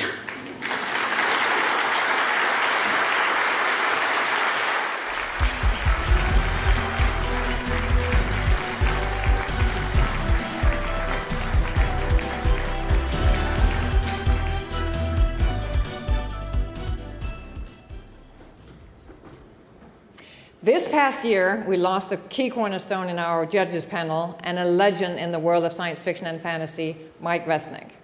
It has been very difficult to replace his heartfelt, generous care for our winners after they won. But in his spirit, we are, of course, carrying on. We also regret the passing of one of the founding Illustrators of the Future contest judges, Ron Lindan. He served as the coordinating judge for the Illustrators of the Future contest for 19 years, and will be remembered for his dedication to discovering and nurturing new talent. Their spirit remains, and tonight we are going to give a special recognition to their peers and the pillars of the contest, the judges.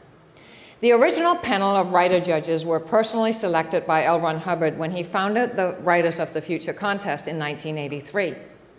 In the introduction to the first Writers of the Future anthology, he introduced them as follows. Judging the winners for this book could not have been an easy task, and I am sincerely grateful to those professionals and top-flight veterans of the profession for their hard work and final selections which made this book possible.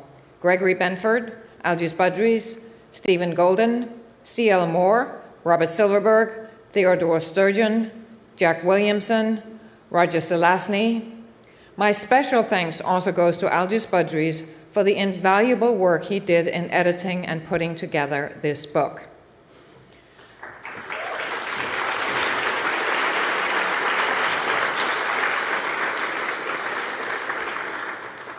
While judges have passed on and new judges have joined, today we stand strong with 23 writer judges and 22 illustrator judges.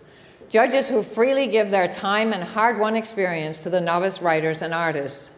They are there for us anytime there is a panel, media interview, book signing, or any opportunity to help. And so we created a pin signifying that these are among those professionals who care for the future of science fiction and fantasy. The pin has the Writers and Illustrators of the Future logo embedded. For those judges who have been with us for more than 25 years, there is also a sapphire embedded in the pin. Sapphire symbolizes wisdom and generous thinking. It is also said to be the protection against sorcery, sending negative spells back to the sender. So considering the business we are in, this gives our much-loved judges an extra job benefit. Will the judges who have served up to 25 years please stand up to be acknowledged?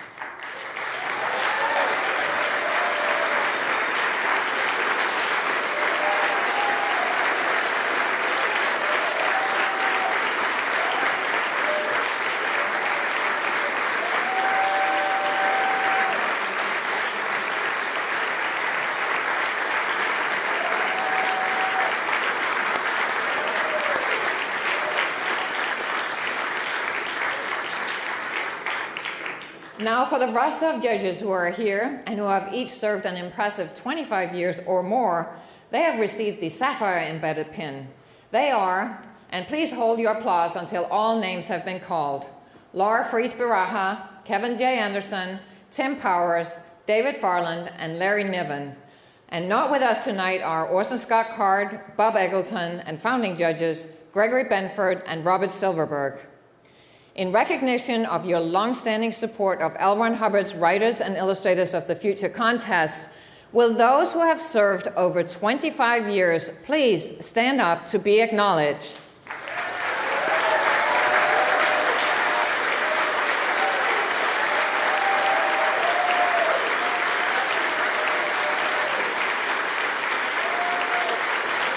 Laura Fries-Baraha, please stand up.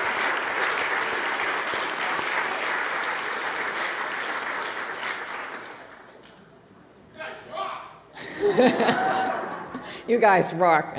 That's right. And now, please welcome Writers of the Future Judge Jody Lynn Nye to present the next award.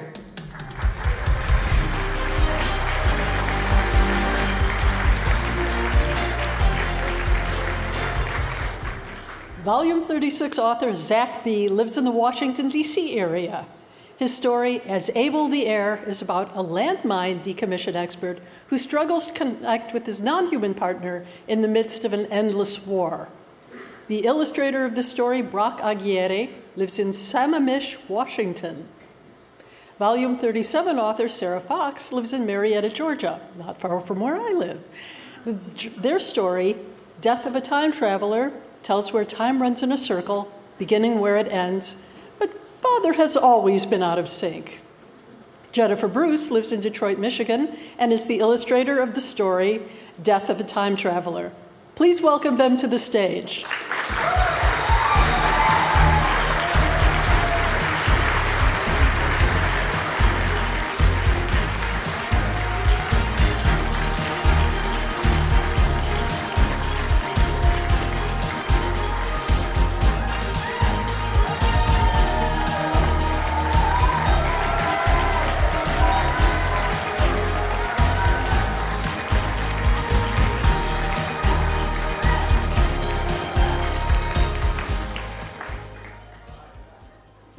What an amazing night, right? This is so great. Having a wonderful time. So suspense, right? We learned a lot this week about suspense, and I feel like I'd be remiss if I didn't let everybody know that earlier in the week, PR mastermind, John Goodwin, had us all stand up and try this speech, and I absolutely bombed, like terribly. So hold on to your hats. I was trying to figure out what I wanted to say. Obviously, I need to thank my family. Got to get that out of the way. They're here, all the way from DC, and they're great.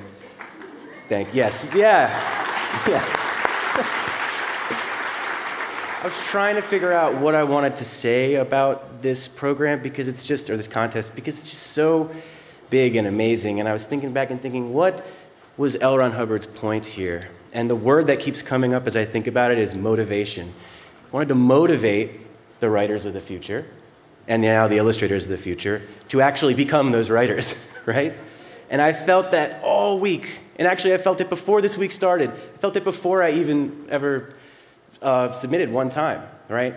It starts with author services. They really want us to submit. They really want us to turn on those stories. They want to find those people. And then when we get here, they really want us to feel like we are the writers of the future the whole time.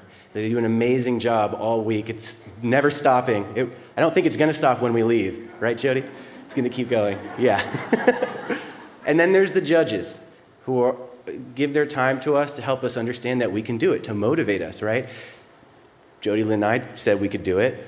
You know, Tim Powers and Dave Farland, who ran our workshop for the most part this week, told us we could do it every day for many, many hours on end. Larry Niven said we could do it. And Dean Wesley Smith gave me great tax advice. And then he said that we could do it as well. And then there's the other writers, sort of that last level. We are motivating each other, right? We came together, we've been pushing each other all week, sending each other our 24-hour stories even though we didn't have to, setting up Facebook pages so we can send our novels to each other and prepare each other to be the writers of the future. So everybody out there who's thinking about submitting to this contest, you can do it. They want you to do it. We want you to do it. We want to find those writers of the future. So thank you, everybody, and this is awesome.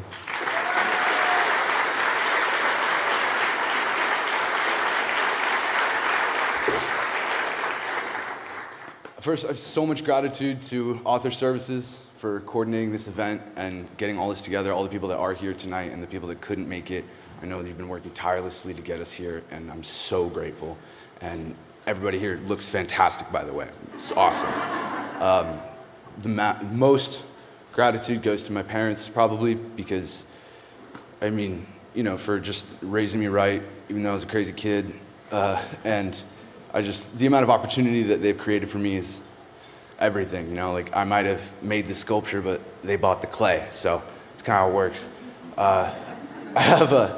I really appreciate all of the people that have worked so hard to teach me the illustrative techniques to pull any of my drawings off. My favorite of which, obviously, the GOAT, Echo Chernick. You just tapped on my shoulder at a coffee shop because you wanted to see my sketchbook, and here we are, and it's awesome. I just think it's really cool. Like the reason you're my favorite is because like you never ever like you don't even think about going easy on me at all, and it's just I just love it. You continuously teach me how to be tough, and you're on my Mount Rushmore, dude. I love you to death. And Zach, you killed it, dude. It was such a cool story, dude. We're killers. We're just killing. Most of all is the amount of gratitude and thanks and love I have for my wonderful girlfriend, Asia. I love you more than anything. Thank you.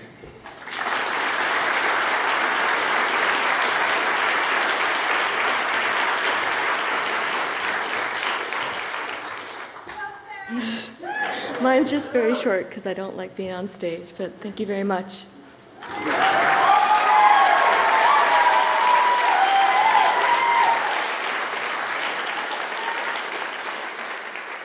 Hello, what a beautiful night. Oh my goodness. Thank you all so much for being here. That's the first group I want to thank. And then I also want to thank all the other amazing contestants. Everyone else here has been so wonderful. It's been wonderful to spend a week with you all and enjoy that camaraderie that comes with having the same kind of mind and way of looking at things, and it's been wonderful. I'd also like to thank everyone who made this night possible, all the judges, Galaxy Press, Author Services, all the volunteers. They've all been amazing, and of course, L. Ron Hubbard himself. I'm so thankful for this honor and for the opportunities that come with it. And thank you to my parents who have supported and partially funded my art education. I'm sure that not all parents would be willing to help their daughter become a starving artist, but they did. So thank you for that.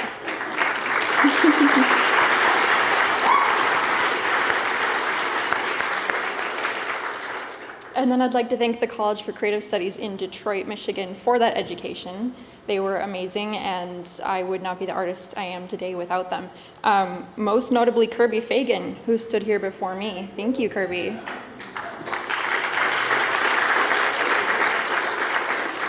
I'd like to thank Sarah for an amazing story. It was poignant and beautiful and a pleasure to illustrate. Also to my family and friends, my sisters and my brother, my in-laws, and especially my amazing husband for their unwavering support. Also to my husband and many others for being my reference shot mannequin so very often. It's really nice to have a live-in reference model. It's super helpful.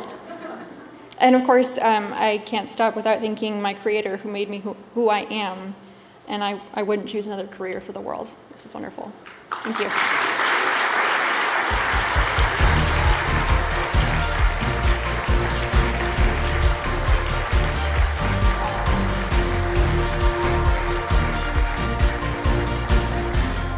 Please welcome Illustrators of the Future judge, Laura Fries-Baraha.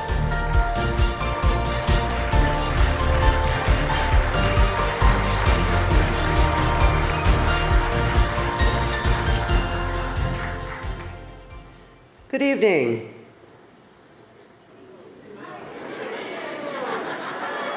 That's more like it. Volume 36 winner Tom Boiteau is also from Michigan. Some suspect this has something to do with the contest administrator who was born and raised there. You think? But actually, I don't think so. It must be in the water. In his story, Molting Season, the human race may not understand the alien race of Skyless, but we do feel their pain. The illustrator of the story is Daniel Bitton from Maryland. Volume 37 winner Ryan Cole from Virginia wrote the story, A Demon Hunter's Guide to Passover Seder, about Noam, who only hopes to have a normal Seder, but he'll have to battle his brother's new girlfriend and the demons that follow her. The illustrator of the story is Jeff Weiner, currently living in Nevada. Please welcome Daniel to the stage.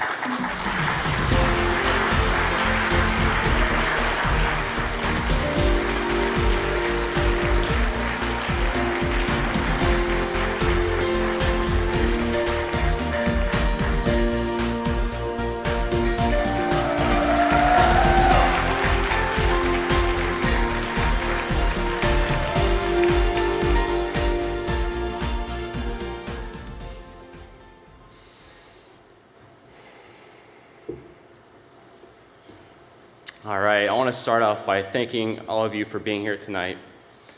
I want to thank Mr. Hubbard for his contributions and making this contest possible.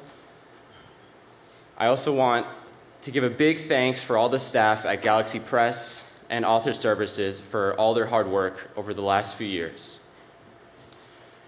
It goes without saying, this would not have been possible without the unyielding support of my parents, my 3 older brothers, and my girlfriend Regan.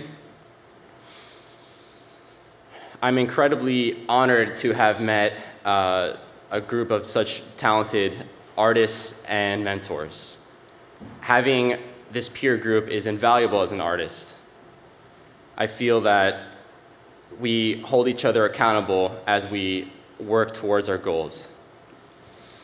I also want to thank both writers Tim and Brittany for their wonderful stories in volumes 36 and 37 that I had the honor of illustrating.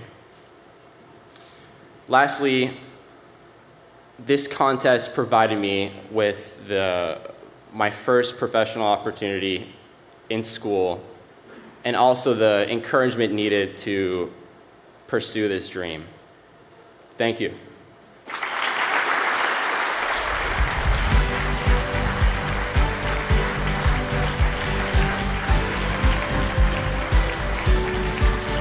Please welcome Writers of the Future judge, Nina Kariki Hoffman.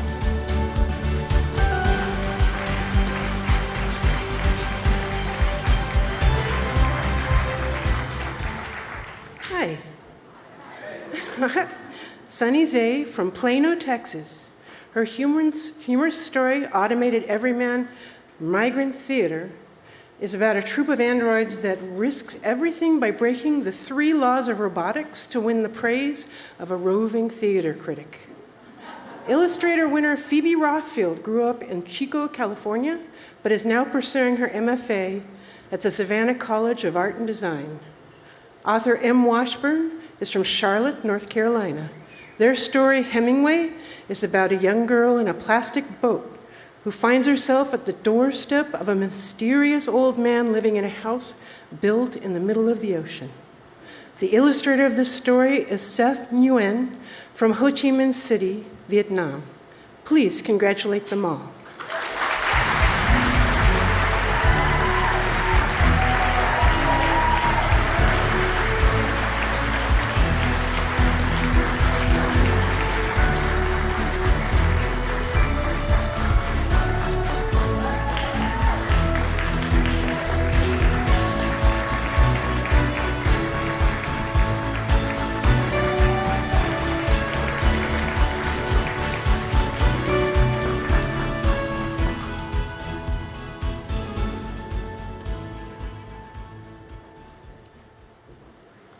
Hello, everyone. Thank you so much for being here. I firstly just wanted to thank all of the people that write and illustrate fantastical stories. I really think they just make the world a more wonderful and hopeful place, and they've always helped and inspired me so much. And I want to thank my family, who's always supported my creative pursuits, and my circles of art friends and professors. I'm a better artist and person because of you all, so thank you. And Author Services for organizing the event and getting us all here safely, and you've all been so supportive and encouraging this whole week and during the entire pandemic year while you were updating us continuously, so thank you, you're all amazing. And thanks to everyone that's helped with the event this week. And Sunny Zay for writing the story that I was lucky enough to illustrate. I had so much fun drawing it. Mashing theater and robots, coolest combo ever, so thank you, it's really fun. And L. Ron Hubbard Foundation for funding this contest. It's such an amazing opportunity, thank you. And all the judges and guest speakers this week, I have so loved learning from you all, and I haven't been that excited to wake up early consecutive days in a row for a really long time, so thank you, it was amazing. And to all my fellow illustration winners, you are all amazing people, and it's been so fun and inspiring learning and chatting with you all this week, and I'm so excited to see what you all create in the future. Thank you very much.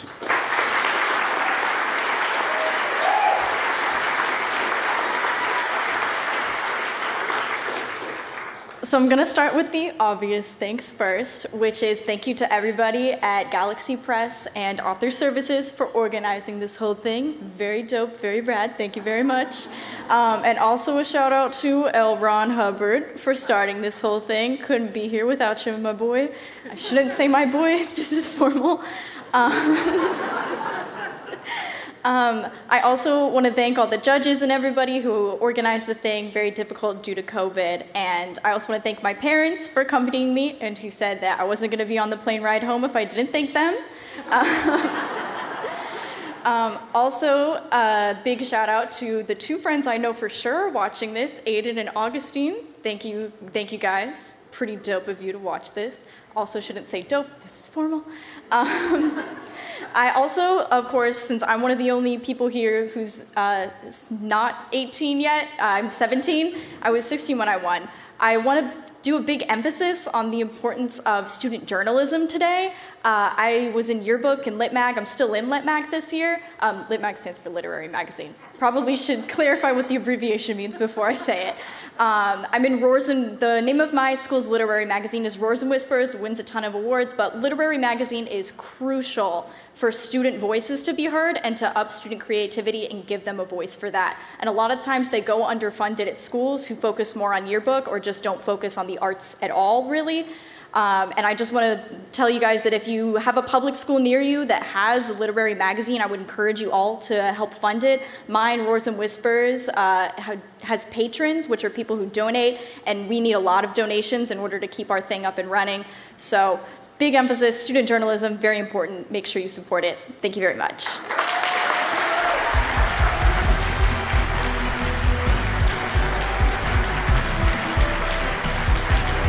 Please welcome Writers of the Future Judge, Eric Flint.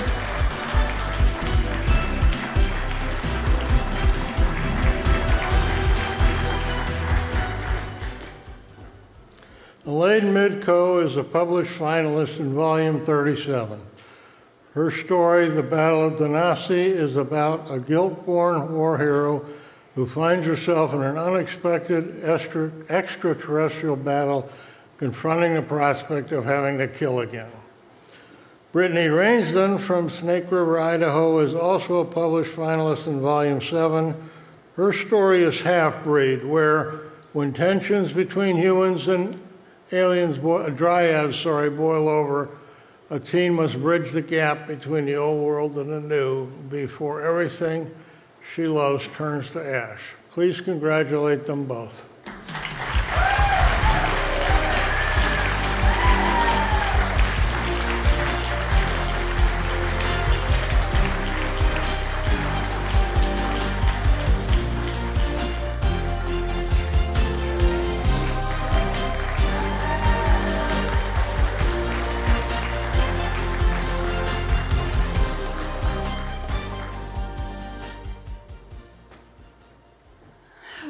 Gosh.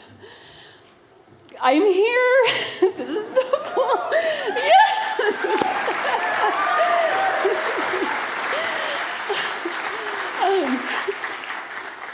This week has been amazing. I want to thank Mr. Hubbard, of course, for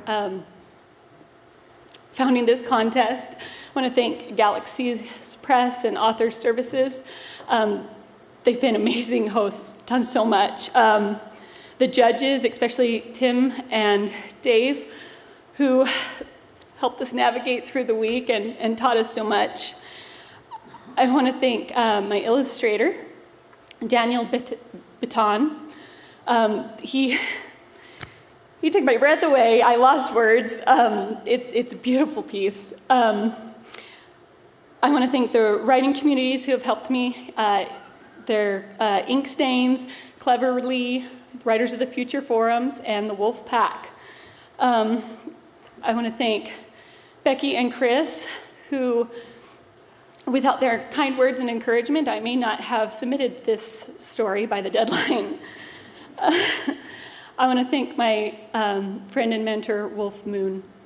He's spent a lot of time helping me, critiquing my stories, and given me really good advice. One of the best pieces of advice he told me to do was to take a sticky note and put it by my computer and write on it, "Belief becomes reality."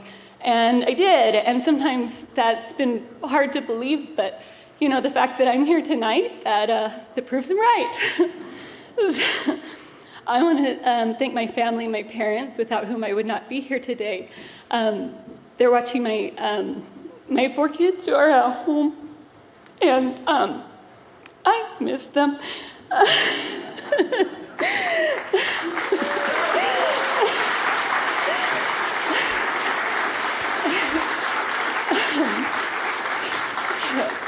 They have richer imaginations than I do, and they make me a better person, a better writer. And anyway, I also want to thank my husband, who told me a long time ago that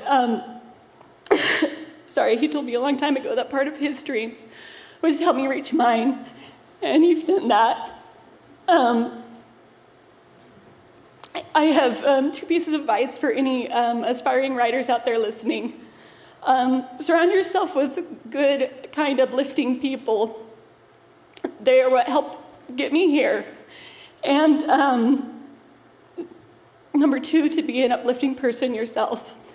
For me, we achieve more together, and for me, that's been exactly what this contest is about. So, thank you.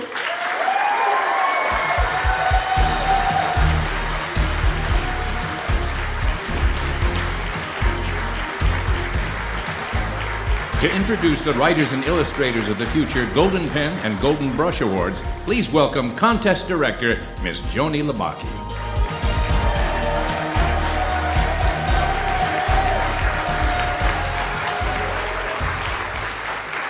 Thank you. It has been a great pleasure to work with this amazing group of winners. From the point of receiving your submissions, handling your questions, and answering phone calls in the final hour before the deadline. The biggest joy, however, is placing that call to let you know that you have won and giving you that promise of future success, exactly as it was envisioned by the founder of the contest. And here we are, at the pinnacle of the contest year, to acknowledge our two very special highest honors, the L. Ron Hubbard Golden Brush Award and Golden Pen Awards for Volume 36 and Volume 37. Grand prize winning illustrator and writer. Besides their beautiful trophies, their publication in the anthologies, and the master level workshops that they've attended, each of our grand prize winners will be awarded $5,000.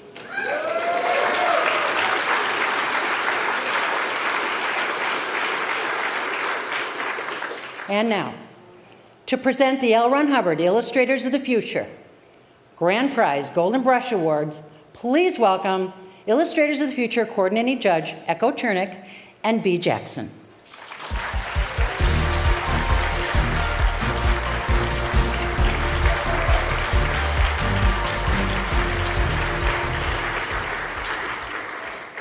Oh, this is my favorite part.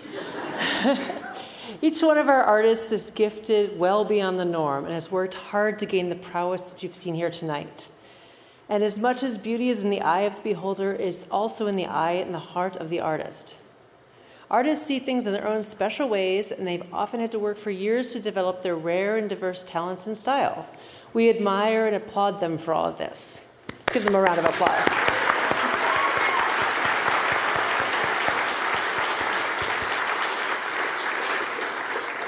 As for us judges, we're thankful that we get to judge anonymously, or it would simply be too personal and too impossible with such a talented group of artists. But we did manage to come up with a grand prize winner for both volumes. Envelopes, please.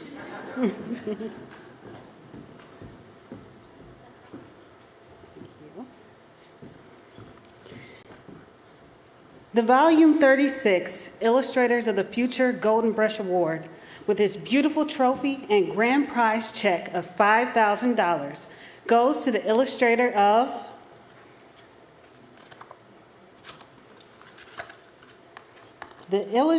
of Stolen Sky on Lee.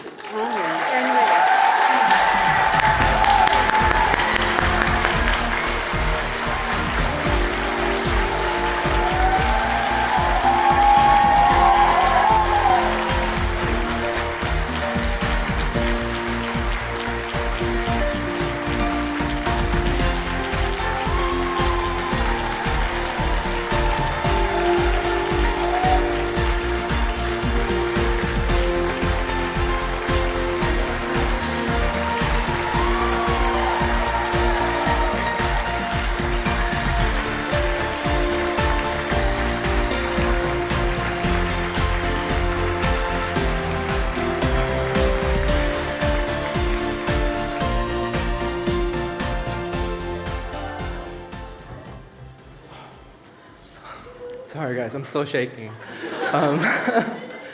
Thank you so much. This is still unreal at this moment, but I cannot express how grateful I am to be a part of this amazing event. And just to thank again, I'm so happy to be able to accept this award, and to see that my parents are so proud is just, I can't even express it in words, but once again, I'd just like to thank so much all the members of Authors Services and Galaxy Press for this to even be possible. Is an incredible journey that I will never forget. Thank you so much.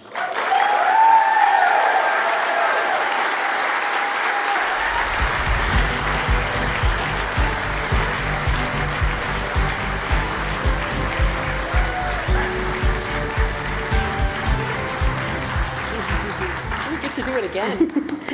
The Volume 37 Illustrators of the Future Golden Brush Award, with its beautiful trophy and grand prize check of $5,000, goes to the winner of the illustrator of How to Steal the Plot Armor, Dan Watson.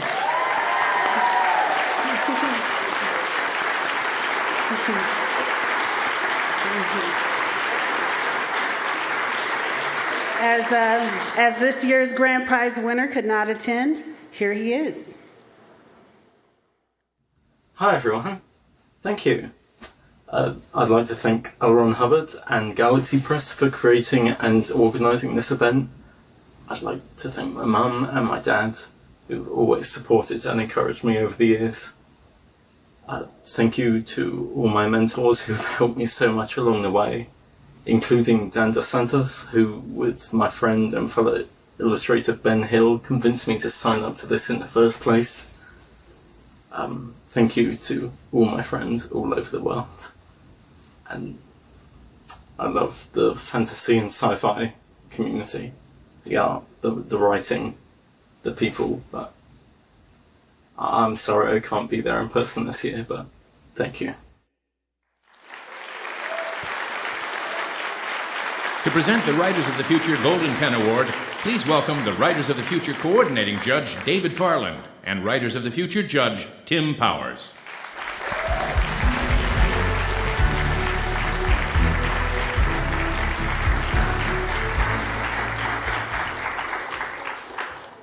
Anticipation lies thick in this room. I feel it in you. We're all brimming with anticipation to see which of these fine new writers will win the Golden Pen Awards for volumes 36 and 37. But I'm just as filled with anticipation to see how well each of the writers in these anthologies launches their careers, and to begin witnessing how they go about shaping our world with their ideas, their insights, their wit, and their artistry.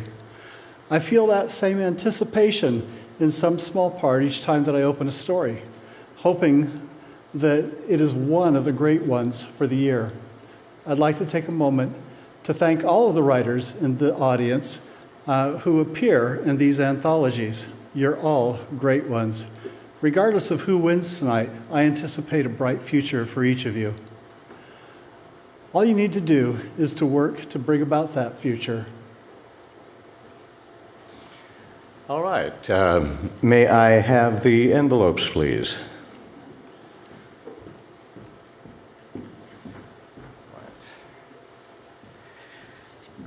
Okay, the Volume 36 Writers of the Future Golden Pen Award and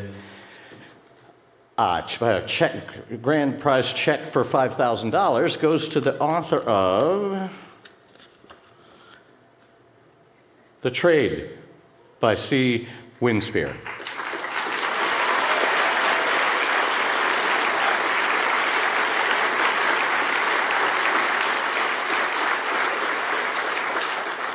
As he hasn't been able to attend, he sent in an acceptance speech in anticipation of winning, and here it is.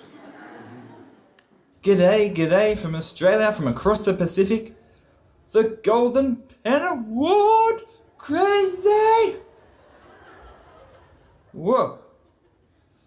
It's probably good this is recorded because I am going to be an incomprehensible mess right now. I will be running around my little room, so excited. I'll be pulling out my novel from the trunk and I'll be giving it a good quick clean before I email it. All of you, you're going to get one. I'm just going to be incomprehensible. So thank you 1,000 times. And this is not just an encouragement for me personally. This is, of course, an encouragement for my fellow writers here in Australia and across the world. We're a little bit further from the buzz of sci-fi and fantasy, which tends to be New York and I guess US focused. So thank you. This is huge encouragement. And I'm sure my fellow Sydney writers like Harry Goddard and Zoe Knowles and Layla Norsheen, who gave me some great advice on this story, so big thanks to her. I'm sure they're going to be winning their own awards soon enough. And of course I have to thank my parents, and I want to actually congratulate two of the other authors who are in the anthology this year. A great company, and I look forward to defining the future of sci-fi and fantasy with you guys. So yes, there's nothing like this competition. There's nothing in this time where it's getting increasingly harder to get a short story or a novel published. Like just celebrates new talent the way that this contest does. So thank you 1,000 times. Thank you to Author Services and the big man L. Ron Hubbard for starting this award. I hope that some other famous authors soon start their own awards. No pressure. No pressure, but it'd be great to keep fostering new talent like this, keep the conversation going, keep everything alive, and just enjoy science fiction and fantasy as much as we all enjoyed it growing up. Continue that fire. So thank you, 1,000 thank yous. I look forward to seeing you all next year or as soon as I can. Mwah!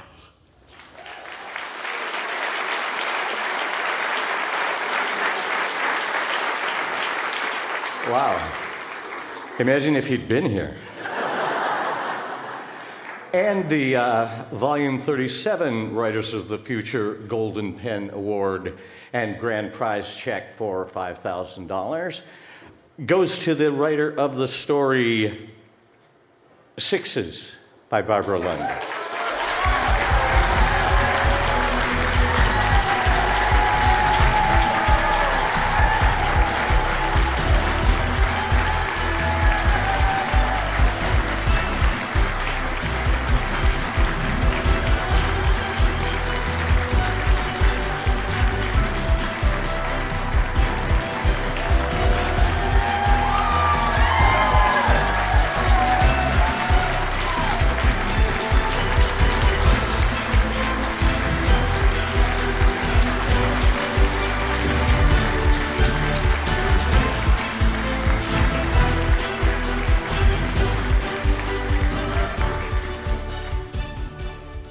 Okay, so I cried at Joni when she called, and apparently I'm going to cry at you all as well. Thank you. Thank you to the judges, and thank you to my family, and thank you to everyone here. I did not expect this because I'm in such a great company of amazing writers. So thank you very much.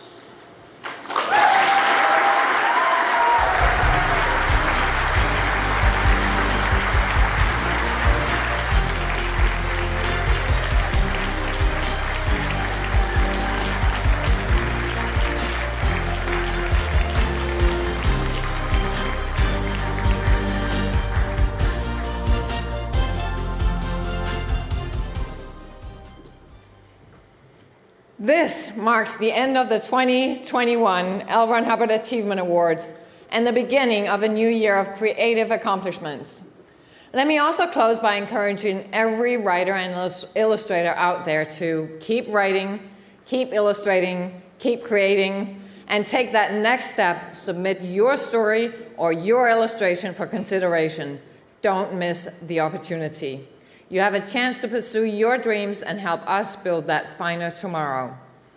As L. Ron Hubbard stated, we instinctively revere the great artist, painter, or musician, and society as a whole looks upon them as not quite ordinary beings, and they are not.